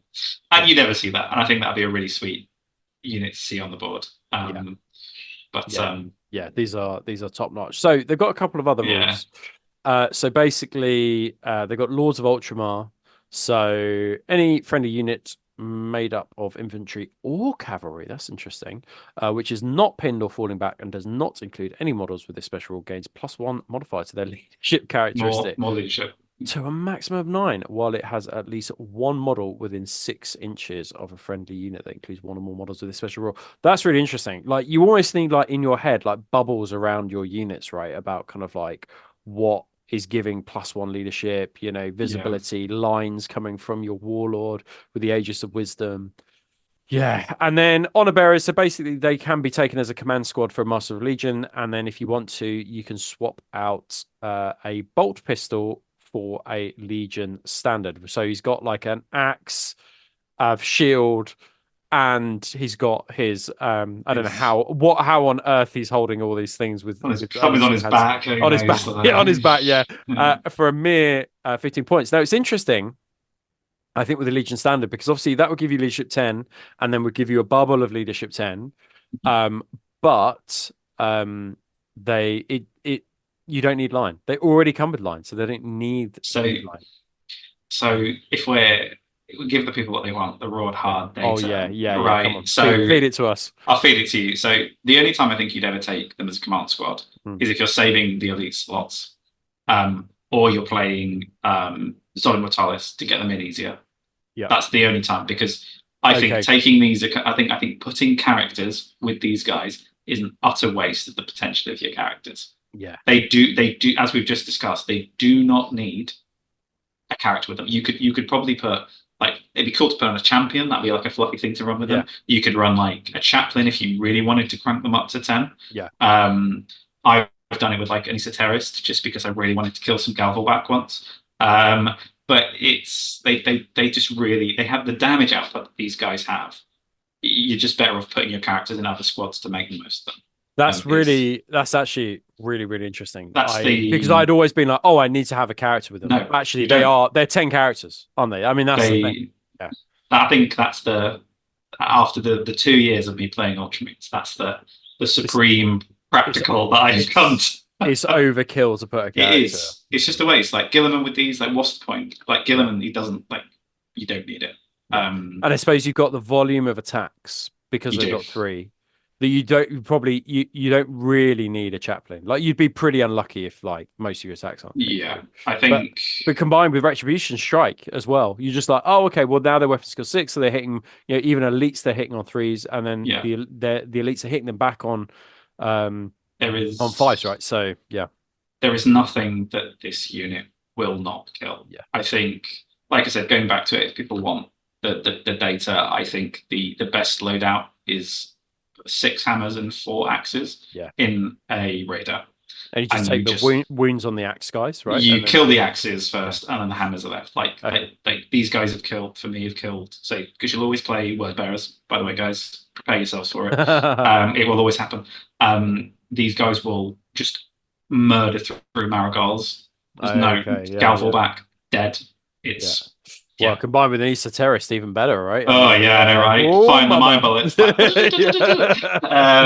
Holy moly. yeah, Okay, that's been a great discussion. yeah. Really great unit, but I mean it'd be great to hear your thoughts in the comments below, but Mm, they are way undercosted they in do. my 50 personal. points, I think, would Oh, per be guy would be reasonable, yeah, yeah. Yeah. 100%. I'd be per guy. I think even then it's still worth it. Yeah. Oh yeah, 100%. Yeah. And when you compare it to a Centurion, yeah, absolutely. Yeah. 100%. Cool, cool, cool. Okie dokie. Right, let's talk about the units that you will never ever take because you have Invictus Suzerain. Indeed. So basically, the long and the short is they did these upgrade kits for this Praetorian Breacher squad, and then I think they just found it difficult to fulfill a role for them. Now, I think these are actually elites, from what I remember. It's not actually in Yeah, let me just. They so are elites, yeah, yeah, because they used so to be an upgrade for the breaches, right? breaches, and Yeah. that I think was a really great place for them. So basically, Ultramarine breaches could take, instead of taking a bolt pistol, they could take a power sword Mhm. because the kit came with a power sword and a shield, and I think that was like a good place for them. Instead, what they've done this time around is that they've created this Praetorian breach squad, and the problem you're going to find is that you're just going to say to yourself, why wouldn't I just take Invictus Suzerain? Yeah. Like that, and that's the thing about this unit is that it's just better to take the suzerain because they fill the same slot. They're both line, they're both heavy. They're slightly cheaper to start off with, but actually for what you get from a suzerain squad, you just take the suzerain. Mhm. So Wait. oh sorry. The breacher is only 8 points less than the Yes, suzerain. and Madness. that sums up the problem because Yeah. it's 8 points less. They come with a 3-up save. Their Mhm. leadership 8. You know, even the artificer armor would be 10 points just on attack. Dude, like they're not Exactly. even. Yeah. You know, it's already just from the armor alone. It's better to take the suzerain. Yeah. But we will do our job and we will talk about them because I mean they are really cool looking shields. Yeah. So yeah, and if you're looking to do Invictus Suzerain like models, you could just get these shields right because they actually Yeah. look really really cool. Like I the use shields these look for my breaches. yeah the shields look brilliant. Like Yeah, really and really they're good. still a good unit. Like they are Oh yeah, still a good unit. But I just 100%. want to Yeah, yeah, yeah. That'd be the devil's advocate. Okay, mm, cool. Right. So they are weapon skill 5. That's great. great. Love that. That's great. They're 2 wins apiece. That's great. They are Praetorian is 1 attack and a Praetorian Primus is 2 attacks when compared to 3 attacks with the Suzerain. They're leadership 8 and they come with a 3-up save. They are obviously heavy because they're breachers, but they do have lines. They're elites with lines. That's actually Great. really, really great. They come with all the things that you can basically see. So each one comes with a power sword, a boarding shield, yada yada yada. And they are, which is I think is really nice, chosen warriors, and they come with Hammer of Wrath 1 Yeah. as well. Now they can take a Proteus if you'd like to take one of those, but I think it's gonna. I'm not necessarily sure you want to do that. I think you Yeah. probably more likely just want a massive squad just sitting on an objective. But oh, I say a massive squad. You can There's only only take 10 of 10. them. Oh Yeah. God, no! What? And this is the problem with this unit, I think, which is like I'd be like, oh, maybe they could have a place at 20, but Well, that's what I was going to say. If they were 20 unit, yeah, I think if they had +1 attack yeah, and on the regular dudes, and it could go up to 20 or even 15, yeah, there's more of a place for them. yeah, But 100%. or if there was like a right war that would make them Yeah, troops or something, it could be really yeah, cool. But yeah, 100%. that's So things of note are that 1 in 5 can take a Legatine Axe for 10 points. The Sergeant, the Praetorian Primus, can take a Power Fist 15, which is actually yep. normal. Actually, that's not what I was Right, going yeah. to say. Good value, but it's normal. But they can take a Legatine Axe for 5 points, which is actually really, really good. But it's because they come with a Power Sword, then it's just the upgrade is like 5 points, right? And then your Praetorian Primus can also take Artificer armor as well, which you're probably gonna want to do. So I basically you never see these because No, Invictus I've Suzerain never just seen are them. better. But as Matt says, if this was a big unit, you could take up to 20. I think that this would have more play, but at the moment, I don't think it necessarily has a place I within think the Ultramarines list. I think if I was going to do it, I would do them probably in Raiders, 10-man squads in Raiders. Yeah, And once again in the Logos because then they become yeah, multiple saves. yeah. I mean, like I said, if you just try and forget the Suzerain for a moment, I mean, they're pretty good. I mean, you have chosen warriors that have legatine Yeah, axes yeah, that can challenge out sergeants and yeah, probably kill the sergeants because they have a 5+ invuln yeah, and AP2 initiative, which is yeah, great. yeah. But yeah, they're just not as good as Suzerain. Just not as good. I'd say I think I could see a place maybe for these if I was to run if somebody said held a gun to my head and said you have to run them. I could see me taking like Ventanus in a Mhm. squad with these guys, Yeah, with an apothecary, because they're 2 wounds apiece. They're going to be hard to shift on objective with Ventanus. Well, nearly impossible to shift because they've got the 5 up. They've got yeah, a little bit of close combat punch, not a lot though. I think is the issue. yeah. Can they, if they've got a boarding shield, can they take? Do they get +1 for their bolt pistol and power sword, or is it just like No, no, they don't? no. It's just their base attacks. Oh, Yeah. Jesus So Christ! they get 2 on the charge. So Oh, yeah, which is just a bit like, oh, like I said, if they were like veteran breaches, because it's yeah, super cool and it like feels super Roman because you just have loads of yeah. dudes with those shields like bundling out like Oh, yeah. but Yeah, alas, because that's what they've tried to make them, though, isn't it? yeah, They've 100%. gone That's what they're thinking. they've gone. Oh, we'll make them like veterans because they've got the weapon skill 5 and they've got the chosen warriors. But the problem is, it's just I think One set. yeah, that's it, isn't it? Yeah, 100%. Okay, cool. We'll let you make your mind up, but my mind is made up and basically just take Suzerain. Yeah. Oh, duck Oh, tie. Yeah, this is nice. Okay, ooh, so basically, they're an upgrade for Legion tax squads. Yeah, because there's not actually that many units in the actual book itself. We'll get to the special characters in a bit, but there's not actually that many units. There's only those 2. So they are upgrades for tax squads. And 1 in every 5 models in the unit can exchange a bolter for either a flamer, a plasma gun, or a melter gun.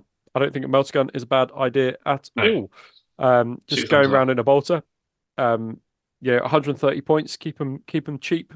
Um, and then they lose Fury of the Legion, but gain the inexorable special rule. Oh, that's massively Mm, useful, actually. Yeah, that's because you good. can't add any characters to them. So yeah, so they'd always be leadership 8 or leadership 7, depending on whether the sergeant's still knocking Or with around. So Gilliman or the other things, they become leadership 9, oh 10. yeah, that's Like good. they're Yeah, proto 40k tactical moves, aren't they? It's what yeah, they are.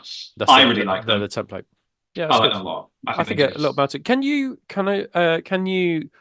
I haven't seen it done in this edition, but can you shoot a gun out of a top hatch in a rhino You nowadays? can't, unfortunately. Ah, But so lucky. these guys in one of the lists that will be later on, I've got these guys and I've used them and they've been pretty good. Okay, cool. I rate them. Okay, that's good to know. Yeah, okay, that's good. I think like if I was to make these, I'd make like I don't know, like 10 guys, 10 tac marines, and then 5 multi-melter like support squad, and then just like you can just They're use that just as like 2 different either 2 separate units or kind of mhm. mix and match in them, I think, and that would be the most efficient. Gilliman would Yeah, be proud about my it would be. efficiency. Yeah. It would. Cool, cool, cool. Right, let's talk about Ultramarines Nemesis Destroyers. I'm hoping that Ventanus is poking around somewhere. We will, if not, we will just go through his rules a little bit later, but maybe he's put all of the characters at the end. So these guys are basically a unit that come from the Nemesis chapter or the Nemesis Mhm. company, which was a specialist kind of like more attack company, specialist like what the destroyer company Destroyer company. essentially. Yeah. Yeah. They did a legacies kind of PDF, but these have actually ended up in the legacies book now. So whether they'll stick around for 3rd edition is anyone's guess. But I think actually they do have. I think they've got a little bit of play, mainly just because of their bolt weapons. But essentially, they are just normal destroyers. We've talked about destroyers like an awful lot previously, but they don't have 2 bolt pistols, which I think is the critical thing here. Yeah. They've got a 3-up save. They've got obviously a character. They've got a bolt pistol, chainsword. So they do have their additional attack for close combat weapons, which is really nice. But they do Yeah. get rad grenades, which is good. Just And good. we were only talking about the axe, combining these guys in, Yeah. might be massively useful. They can take a rhino, they can take a Proteus, and they can take a termite assault drill. I'm assuming though, if you take a termite assault drill, you wouldn't be able to take the Logos Uh, Lectora, would you you? can't. Sure. Yeah. Deep strike. Okay. You're like whatever it's called, like subterranean assaulting, I would imagine. Yes. Okay. Yeah. But Okay. yeah, Okay. Interesting. Well, let's talk about the mortifier bolter. it's fireball Um, too. So I think this has got some real play Yeah. because yeah, especially at night time, I think this is where it comes into its own. So it is range 18, but it's strength 4, AP 5, and it's assault 2. So it's Mhm. not like you would have to double tap be within 9 inches to double tap. You still get just 2 shots no matter what. But it comes with the Harrower special rule, and that is if a unit loses a single model, as a casualty, then you take a morale check as if it suffered 25%. Yeah. Now, that's really interesting. So, um, it has to be done with that weapon, first of all. So you can't like kill somebody with a melter gun and go, oh, now take your 25, Yeah. 25%. It has to be done with that weapon. But I think that obviously the bane of this weapon is going to be artificer armor. But if you're forcing those 3 up saves, somebody's probably going to lose. There's 10 guys in a unit. That's really, really nice Yeah. having 10 guys. So I think this has got serious play. When I've used it, like I've forced people to fail morale checks, but I would probably just have them riding around in a Legion Rhino, just like and then hopping out and then trying to gun things down rather Exactly. than an assault squad, an assault unit. They do come with counterattack 1, which is nice, and stubborn, which is brilliant. Um, and then you can take up to 10 Nemesis destroyers. Does it say, I've got a picture of me and you blocking this? Does it say how many points I can take an Oh, extra I'd Nemesis love to. destroyer? I'd love to because there's a bit the same thing for me. Let me Okay, no just. worries. That's Well, all right. anyway, you can take 10, maybe while Matt has a look, but you can take 10 Nemesis destroyers and then you can give them a variety of upgrades that you would expect to be able to, like a Volkite Charger, Flamer, Melter Gun, etc., etc. I think the missile launcher has got some play. Mhm. It's relatively cheap from what I remember in comparison to other missile launchers of its type. And then the Nemesis Sergeant can be given if you want a Thunderhammer for 20 points and an assortment of other weapons. I think 20 points for a Thunderhammer is all right, though. It's not bad. Yeah, that's not too bad. The power weapon's cheaper. It's only 10 points compared to Oh, the yeah. rest of it, which is so then if you're gonna give him a Legatine axe, it's only 15 points, so it's a bit cheaper. I don't think he can take Electron Axe because he's not an infantry Oh, character. sorry, yeah, sorry, I'm being Yeah. stupid. Yeah, ignore me, ignore me. But you can take Artist Armor and you can give him a single Phosphex bomb for 10 points as well. So yeah, I think this if you've got a spare, say 200 points, 210, 20 Yeah, points, I think throw this in. I think it adds good flavor to your list overall. And I think put them in a Rhino, keep them cheap, and just hope that the Harrower does something against some TAC Marines, and hopefully they'll flee off an objective. yeah, Just getting your opponent to make as many morale checks as possible, I think is always a so it's a good thing. good option. Yeah, Yeah, so yeah, 100%. they're 15 points each. So the comparison between like a Mortalis Destroyer squad, so like a 10-man Mortalis Destroyer squad, and these guys are the same cost. Okay.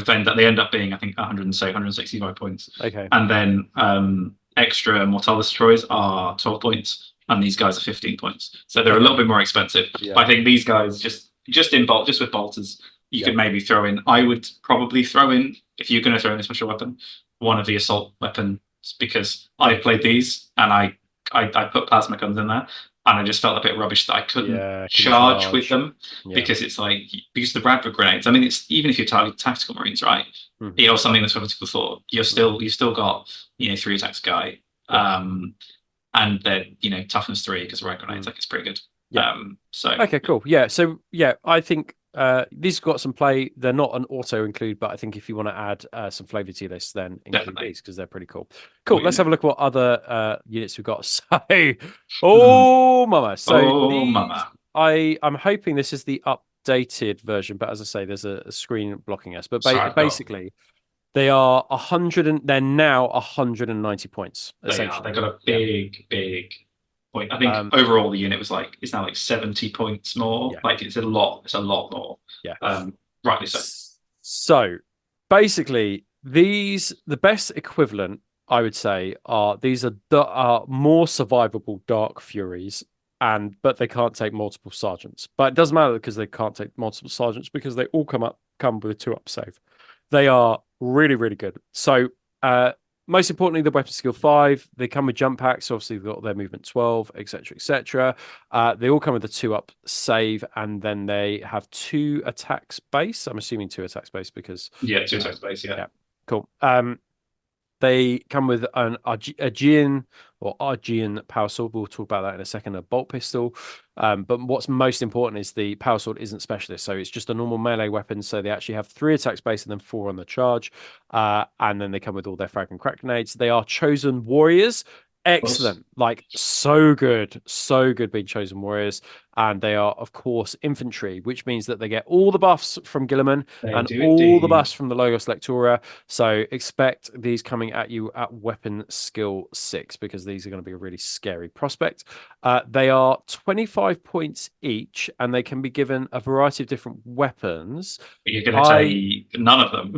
Yeah, Like, so it's interesting because the problem is the sword is really strong. Like I could see somebody maybe taking a melter bomb just to yeah, potentially blow up a tank because they haven't got really any anti-tank.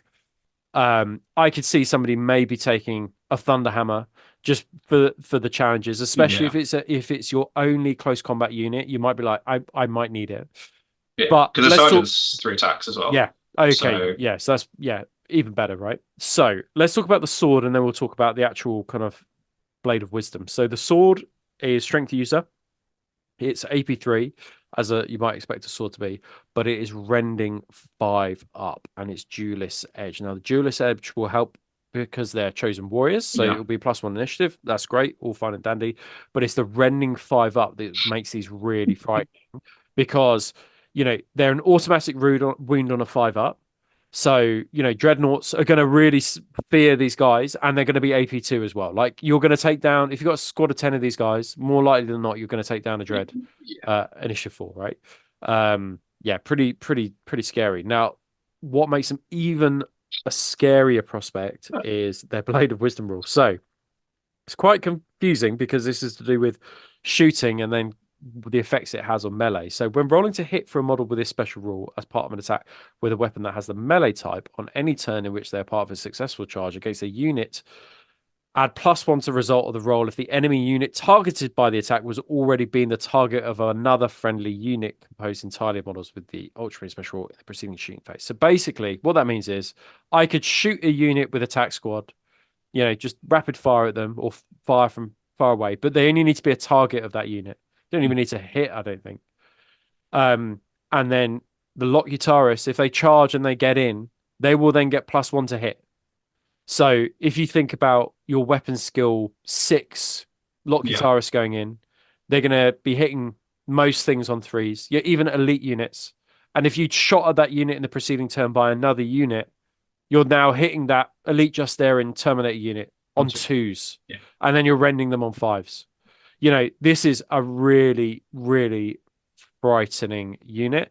I am desperate for them to keep them in the next edition. I'm worrying that all these things in the Legacies book are just going to Yeah, whether or not they'll vanish. stay. Um, but I think that if you make these, they could potentially become a command squad, like with it, the actual Yeah, models can become a command squad, yeah, right? But these are so good in this edition. I reckon you've probably got another year, so make some as soon as you can.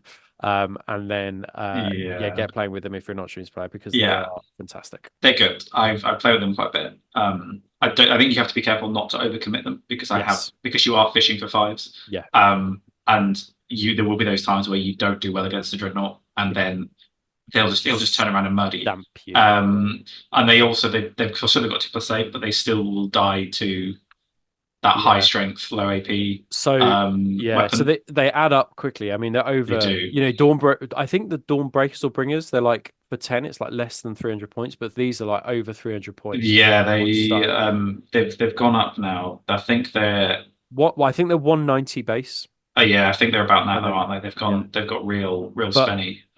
you might want to consider an apothecary attached to these guys just for Yeah, survivability. But that yeah, apothecary is going to be like you're going to add a artificer armor, a warhawk jump pack. There's going to be a 70-point apothecary on top of the points you're paying. yeah.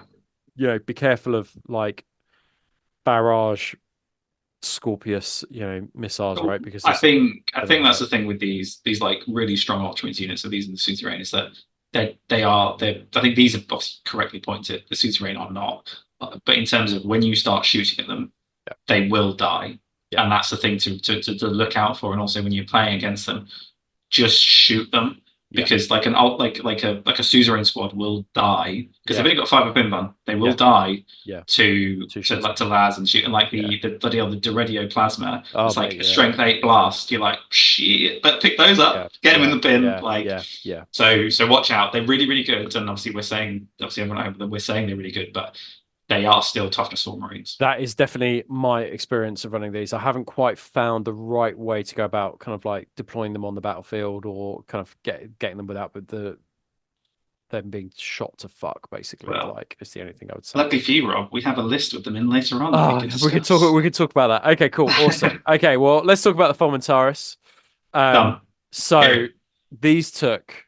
I'm not Rightly going to so. dwell. I'm not going to dwell on this too much, but No. basically, they were a unit that you would 100% want in your list because they were just so devastating. They had flying thunderhammers, and then they just got a massive nerf bat, and then just completely made them Yeah. really near impossible to take, or at least justify against the other units in the list. Like, that's the other thing. Mhm. You know, because the comparison is always going to be made against the Locytaurus now, or even the suzerain.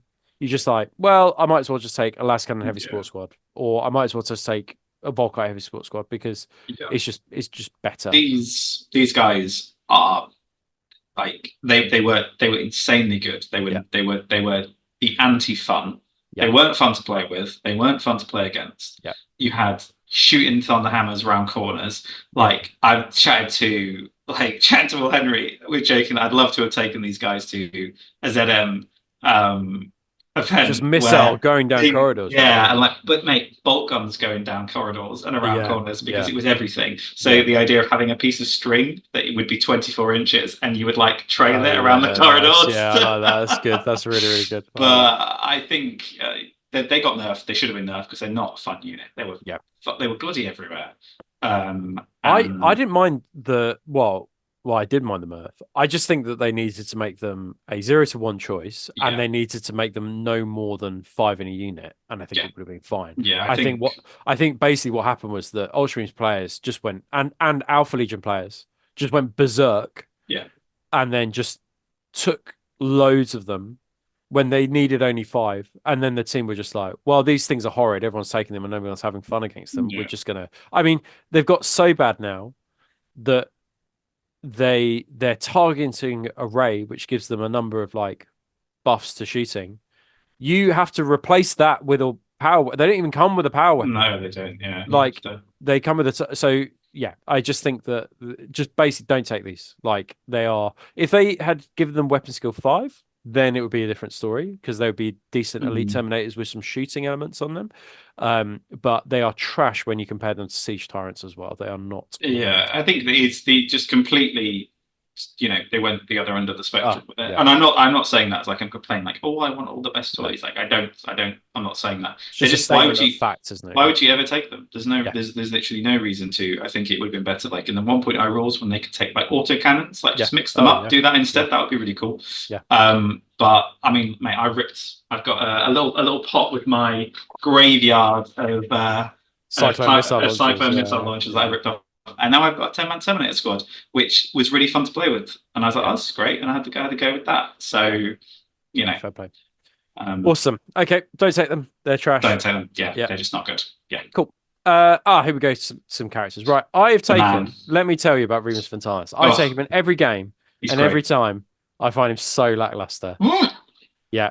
He basically either gets shot off the board, he doesn't survive, I fail leadership check. I think it's more my particularly bad dice when rolling with him, because on paper he should be Trebien. He should be brilliant.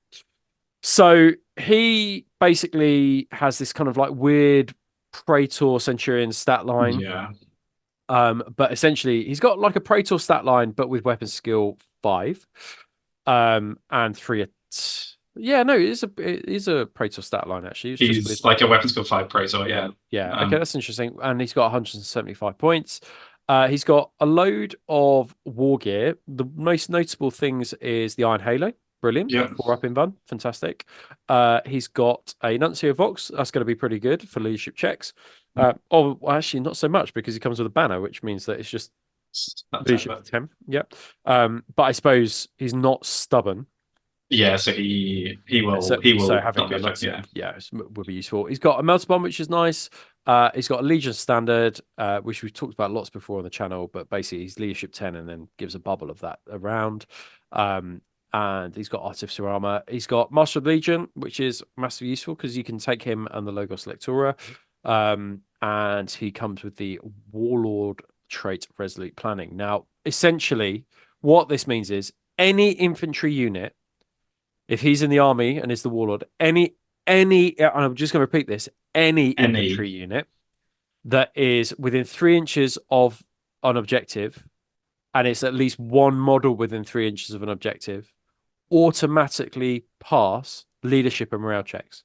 So they won't be able to be pinned, and they yeah can't be they can't fail a morale check when they're on an objective. Like it just makes things near impossible to yeah remove from the table when they're on objective. But but my problem is they can just be shot off the board shut before, off them. Yeah, yeah, yeah. before They're getting to objective. But you got to move fast to get there, I think, and then get on there and just hold it. Like this guy with breacher squads, is going to be a real hassle for your opponent to get them off. I like him. I like him a lot. I've taken him. I think I've been at 2 events with him, and I think if it's kind of he's one like if you know what sort of missions you're going to be playing, Yeah, if you know it's a six objective one, you're laughing yeah, because you have an entire army of infantry that is yeah, better than fearless because you don't have the drawbacks of fearless. yeah, So you can evade, right? yeah, And he's pretty tough. I mean, just hide him in a big like 20-man tactical squad. That's what I've done. yeah, And you can castle around him. yeah, Like I've been against like drop pod armies, yeah, and everybody's just within range of yeah. him and his banner. He's like, yeah. Uh, Oh yeah, I mean, I don't take him that often just because a lot of events don't allow special characters. yeah, But when I have played him, I have enjoyed him just yeah, because it adds another layer of ultramarininess, yeah, ultramarine nonsense. yeah. I But think the temptation with him, I think I find myself in, is because he is scoring. You're like, well, I won't put him with a scoring unit, mm, but I actually think he's quite good in, like, as you say, either despoiler squad, attack squad, breachers. Like that's like just to keep him safe yeah, keep him because alive. you need the ablative wounds on him. You don't want to be throwing him into combat because he's got basically a rending 5-up power sword. Scott, Like yeah, he's Scott Hassel. he's going to get murdered by somebody else's Yeah, praetor. So I think that yeah, just keep him in a big unit. Like I can definitely see like breachers being actually yeah, quite good. But do they, if I put him with breachers, do they lose the they would. ability to re-roll heavy saves if he's with them? I don't know They how that would, yeah, works. yeah, Yeah, because he's okay. heavy. You won't get that. You get all the negatives, but none of the Yeah, so bonuses. attack squad or a despoiler squad Tactical might be squad, yeah, is a better yeah, better choice. Okay, so definitely worth taking. I just need a little bit more luck on the table and yeah. with him, I think. But yeah, cool. Okay, awesome. So big win for Remus. And Ollie honored Telemachus. So he makes his first appearance in No No Fear and his Yeah, only appearance, I think, in No No Fear. yeah, I think so. And he's an absolute badass. Now he was even more of a He badass. was. He was like a whopping 260, 250 points around there, but he Yeah, was weapon skill 6. So basically, like any other dreadnought was just like would be flattened in front of him. They've nerfed him. You can see there's a bit of a theme going on with the Ultramarines in particular in this Legacies PDF. So they nerfed him, but they with the nerf came a points reduction, which I think is absolutely fair. Like if you're going to yeah, nerf it, reduce points, which I didn't do with the Fulmentaris, which is the I think one of the main issues. So he has all the stats you'd expect, but he is 7 wounds. That's pretty nice. One better than a normal contemptor. He is and 4 attacks, which is also really nice. He has got a Kiri's assault cannon. I still think that's Kiri's is good. Like we often talk about yeah. Gravis Melter being good, but But Kiri's is fine. Like it's good. Weight of shots is good. Combi bolter, fine. And then he's got his 5-up invuln save, and then what is the creme de la creme for this guy is he has hatred. So Yeah, he's it's really good. re-rolling. It is so annoying having to, you roll your 3 or 4 dice for a normal contemptor. You only make 2 hits, and then you get unlucky on, just being able to re-roll those just puts you ahead of someone Yeah, else's contemptor, right? definitely. Yeah. Like overall, I think he's like 30 points more expensive than a contemptor. So you pay Yeah. 30 points for an extra wound, Yeah. an extra attack, and hatred, Yeah. which is I think that's probably about fair, right? I it's think pretty good. Yeah, that's fair. because you can't take him in a talon, so No sometimes talents. you can all that sort of stuff. But Yeah. I think he's still cool. Him and like Remus. If you had an army with him, Remus, and then like a Praetor that was Yeah. like a Tetrarch or like a Yeah. Calth army, that would be Tells really a cool. great story. Yeah. Tells Does, tells tells a brilliant story. Yeah, absolutely. Cool. Okie dokie. Right. So yeah, not necessarily an auto include, but could actually be massively useful and good for storytelling. Definitely. So we have almost come to the end of the episode. So we're going to go through 2 lists that you've put together for us. Yeah. Now, one of these lists is an absolute dick kicking list, and then one of these is more of a balanced list, I think. Yeah, definitely. Is this the balanced list or is this the dick kicker list? This is the more like I want to. You want to destroy your opponents. Well, I wouldn't say I want to destroy some word bearers. The lamentations of their women. Yeah, I want to destroy some word bearers. Okay, yeah. Actually, this is a great word bearers killer list. Actually, this is just good. because I can't stress enough to people how much you will be playing against them because it will always happen. And I don't know if throw shade at word bearers. You will always be playing against. You're playing Dark Brethren, and you'll be playing against a Marigal, sometimes 2, and some Council back. Yeah. And I make a joke that the Chaos Gods have thrones made out of Ultramarines rhinos because apparently they really love killing rhinos to get those buffs. Yeah. But yeah, so this is as we've just spoken everything. So Logos Lectora, so you have to take your Master Signals and your extra troop choice. And obviously the extra troop choices, we've done 3 tactical squads. The idea is that Remus will go with the 20-man squad and he'll sit on the back line somewhere. You have Master Signals that you have to take. I put in with a heavy support squad with missile launcher.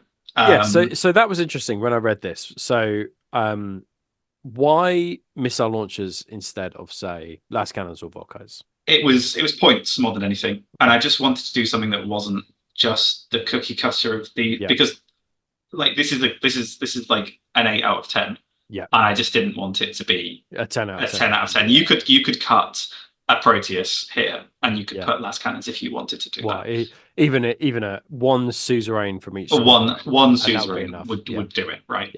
Yeah. So the idea is that Remus with the tactical squad, you have the Master Signals that runs with the heavy squad with the missiles. I like the missiles. I've been running them more. They're something a bit different. Because they've got the frag and the crack as well, right? Crack and the anti-air one. And the flak, which is not bad. Yeah. And then you've got these Terrorists with his force weapon and his power axe. Yeah, we did a whole episode, about an hour episode with Will Henry on these Terrorists and how useful he is for loyalist players. And exactly as you say, Matt, like if you're an Ultramarines player and you're going to play word bearers because it's just going to happen, like I think personally he's almost like an auto include.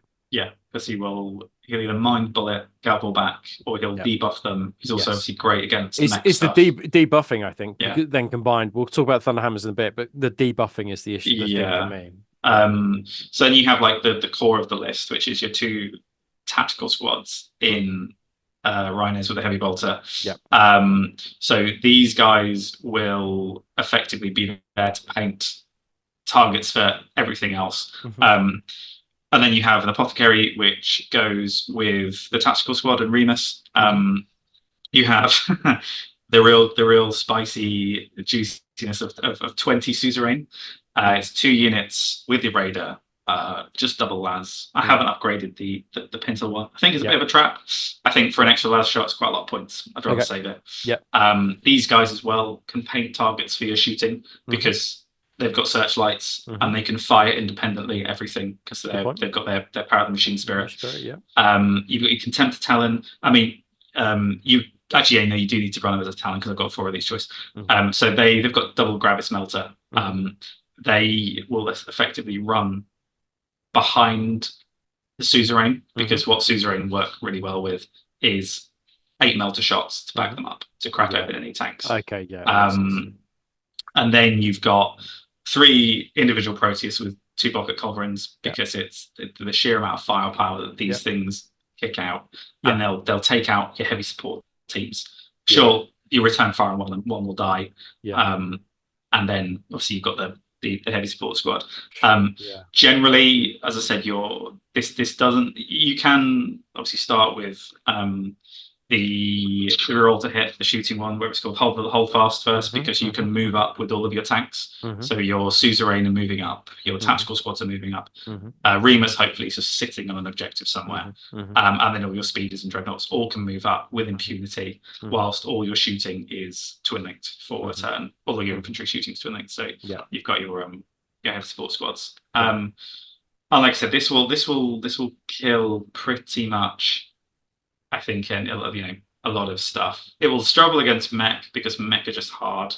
I think against Marines, but those 20 suzerain, oh mama, you're not going to make many friends with those, and they will take apart anything except for a Primarch. It's just the fact of it. I absolutely love this list. I love it because it's interesting because you're like, oh, you have taken Tony Suzerain, but if you look beyond that and out of that, I mean, the Proteus, yeah, fine. Like, it's a lot of weighted shots, and I suppose it's similar to a heavy sports squad, but yeah, they will just go down really quickly. Yeah. Like missile launchers, you rarely see those, and then 40 TAC Marines, right? I mean, it's just Yeah. I really like this. I think although I think if people are looking for an Ultramarines list, this is going to be a really it's a cool list. Lots of bodies on the table, leveraging lots of those rules. If you were to, let's say, add Guilliman to this list, what 465, because this is like an efficient list. It's like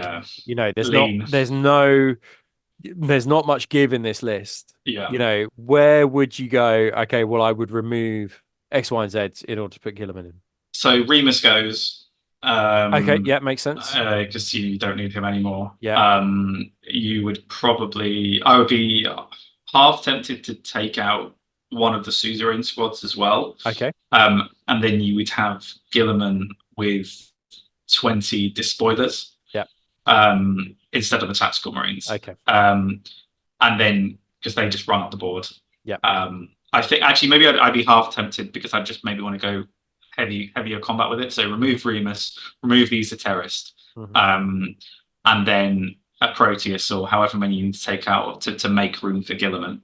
Guilliman goes in with despoilers, and then you have 20 despoilers with Guilliman and Apothecary running up the board with 20 suzerain either side. Serious, you got 3 serious close combat bubbles. Yeah, and that's no joke. They're all, and you use all the buffs. Things are like weapon skill 6, furious charge. Like it's pretty good. Okay, well, you've given us a second list as well, so this is perhaps like a more more rounded list, but it has way more tactical marines. So talk us through this one then. Yeah, so this one sort of came off the back of like my Ultramarines, the sort of fluff that I'd made for them came off the back of like the Actium events that you guys ran, and this was off of, I think it was maybe for John's event. I think it was maybe, I forget. I think it was John's event where I was like, oh, it's later on in the campaign. We haven't, it's later on in the Heresy. You haven't got loads of tanks, loads of dreadnoughts, loads of suzerain running around. So it's like, what would Guilliman be doing? He'd be transforming the Legion into to what it is in 40k. So early codex. So I was like, I'm going to make a battle company. So here is the battle company. Nice. You've got the Praetor. He's decked out with his Thunderhammer, Mantle of Ultramar. So he's no slouch, and he's with his command squad. Oh yeah, that's nice. With all with lightning claws. Amazing. It's a 9. I think it's a 9-man squad. There's a 8 there, but I think the points for 9. The chaplain goes with them. Oh, okay. So they become quite a scary, really scary, blender squad. Master Signals. Master Signals is there effectively to make sure that the deep strike comes down. So in troops, you've got bunch of tactical marines. You've got 20 tactical marines. Rhinos, heavy bolter, searchlight. You've got 30 inducti. Wow. So 30 inducti. They're in rhinos. Say heavy bolter searchlights. You've got 2 melter guns and then a combo melter. So every squad is pumping out 3 melter squads when it comes out. Yeah. And they jump on objectives. They blow up tanks. All the good stuff. Yeah. You've got a recon squad with Nemesis bolt guns and an augury scanner. They are there to paint targets for the heavy teams. Yeah. You've then got your Lokitara Storm Squad with, say, Thunderhand and Melter Bomb. We literally talked about that, didn't we? We talked about that. Yeah, These are the 2 things you might want to include. You would take, and the idea is that you have obviously the command squad and the Lokitaras coming down their deep strike assault. Yeah, because you have so many bodies on the board that you're not going to get shot off the board in the first turn, and you're pretty much guaranteed with your Master of Signals, if you keep him safe, that will come on in the second turn, and then you have 30 Ultramarines dropping down in the middle of your opponent's army. Hopefully, you've been able to maybe snipe out the odd augury scanner before they come down. It's interesting because it's 30 Marines, but it's actually like 60 plus wounds. Yeah, 60 wounds. Yeah. So they come down and hopefully pin some things. Obviously, you'll have your excess of heavy bolters painting targets for the Lokitara squad. And obviously all the good stuff from there. And you have some flexibility here, though. Yeah, to take the Logos Lectora, but it's just that you wouldn't be able to deep strike those elements, right? Well, exactly, yeah. So you could if somebody wanted to take this, like, right, I wanted the Logos, but then you have everybody has to run up and move up. So you could get get shot off the board, which is a bit of a shame. Yeah. And then you've got heavy support team, so less cannons and missiles. Like, I wanted to with this be like, well, think of it as a later Legion force. Yeah. So, like I said, it follows the battle company like structure. So you have your captain, command squad, chaplain. I didn't, because of the points changes for the Lokitaras. I was running 60 Marines. I haven't got enough points for it anymore. Got it. Hence why there's less. So you've got your core of Marines. You have your 2 jump pack units, which your assault squads, and then your 20 heavy Marines. It's going to be a real nightmare, I think, to deal with this in terms of like scoring, right? Like you're gonna.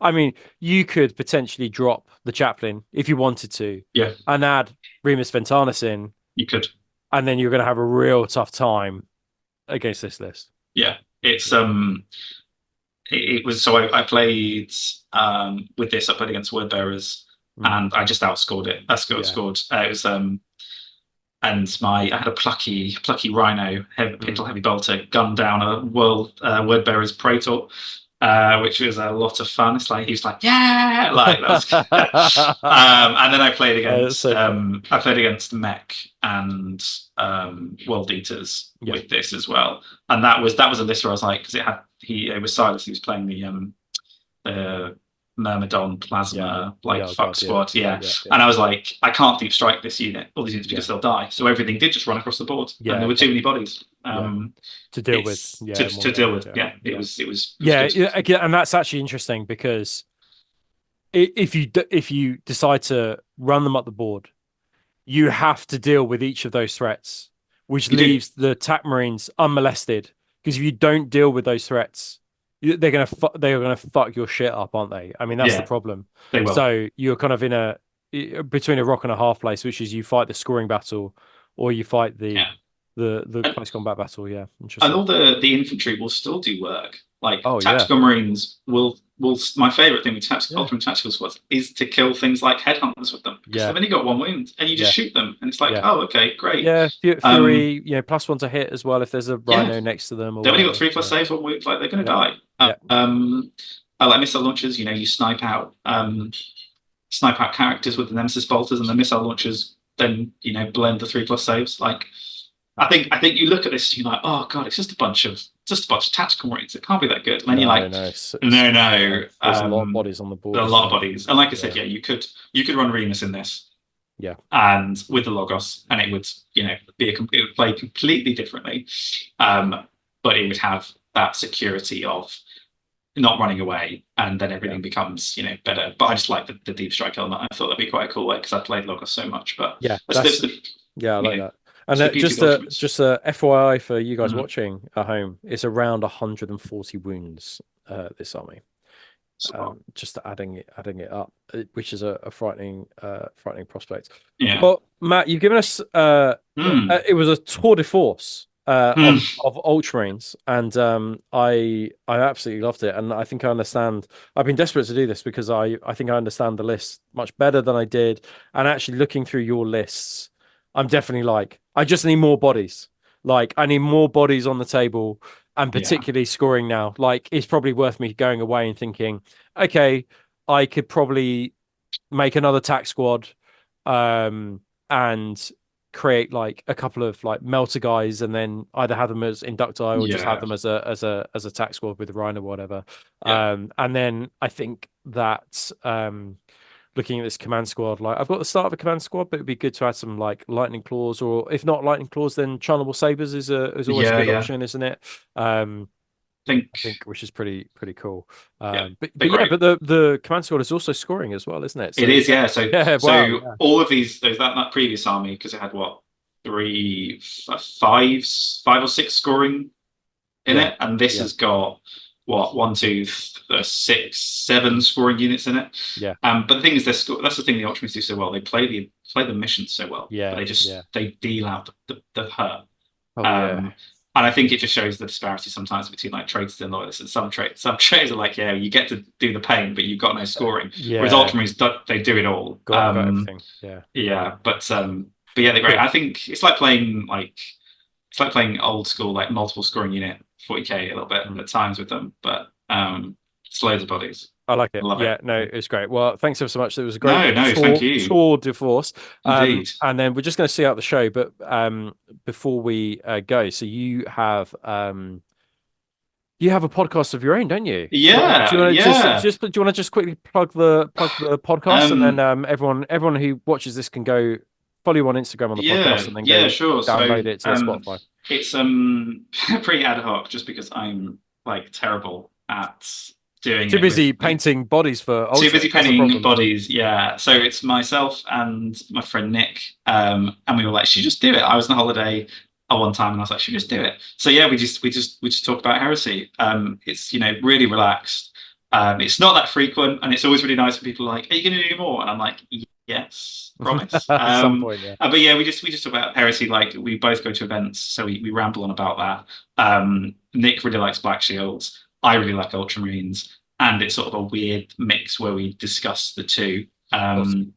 And yeah, we just have a laugh. Nothing serious. Really, really candid, like this. And yeah, I don't do it nearly as much as I owe Nick to do it. So yeah, sorry, I probably should call the name. So we're the Outcast Sons on Spotify, and I'm pretty sure on my Instagram it might be. Yeah, I've got a link tree on my Instagram which goes to it. Awesome. So yeah, Okay, check it well, we'll out. put a link down Oh, below thank you. for Yeah, you yeah, guys brilliant. as Thank you. well. Excellent. Awesome. Right, let's see out the Mm, shows, though. Thank you ever so much to Bling for sponsoring us. Obviously, all your Adeptus Titanicus and Legions Imperialis needs are fulfilled by these guys. Thank you to Bits Monster as well, a company based in Northern Ireland. If you are looking for bits, then make sure you check them out. They also offer free UK shipping over £25. And if you use the code Heresy Hammer, you get 10% off. And finally, Beowulf Miniature Printing as well. Absolutely top bloke. He's attended a fair few of our events yeah, and yeah. selling his wares. And I've got a couple of clients at the moment who's getting a number of things off him, including a mountain of chain axes for some Mm, world eaters as well. So make delicious. sure you check those guys out and make sure you go follow those guys as well.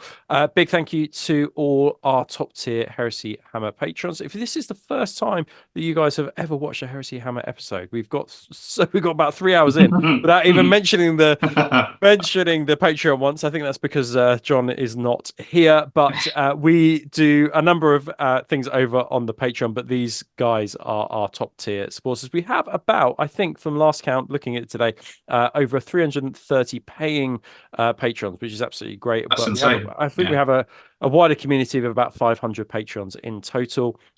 We do at the very least 2 Tactica episodes, and we released one at the start of this month, which was all about the esoterics and the role it fills within the Loyalists and the Traitor Forces. But we are going to be doing Galvor back next week and exploring the Galvor back. A bit of a spooky month.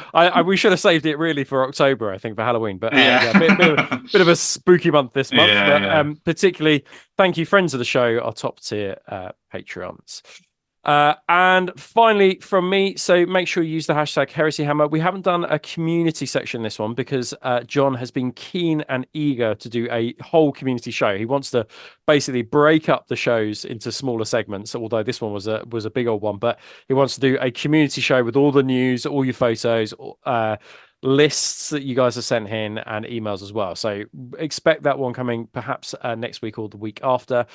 If you got this far and you don't subscribe, I honestly don't know what you're doing with Madness. your lives at this point. But it's always nice to share, and it's always nice for you guys to comment just because it fuels the algorithm, and we're looking forward to seeing what you guys think about this episode as well, particularly if you're an Ultramarines player. You can send in your work, your list, whatever you want to heresyhammer30k@gmail.com. We are doing a community show. We've got lots of lists to share this month. And finally, for as little as £3 a month, you can join the Heresy Hammer Patreon. It is totally worth it. £3 a month is less than a coffee, so John tells me. Not that I drink coffee, but definitely is. Less than a coffee, so he tells me, and you get hours of entertainment. We have 40 plus Tactica alone episodes on there, and there's even more stuff on there as well. So thank you ever so much from me. Thank you ever so much, Matt. It has been an excellent review. It's been great. I look forward to comments that people say. Bits that we got wrong. I think we were pretty tight on those rules. I think we I'm just like people just talking about Ultramarines. Like I it's one of the things I really enjoy about Ultramarines. I love talking about them and talking to people about them. So comment below if anybody wants to hit me up on Instagram. To talk about Ultramarines. Talk even more Ultramarines. I love it. I love getting into those theoreticals because I'm a big blue nerd. Awesome. Well, with that, we shall bid you adieu. Thanks to Matt, and we shall see you on the next one. Take care, guys. See you soon.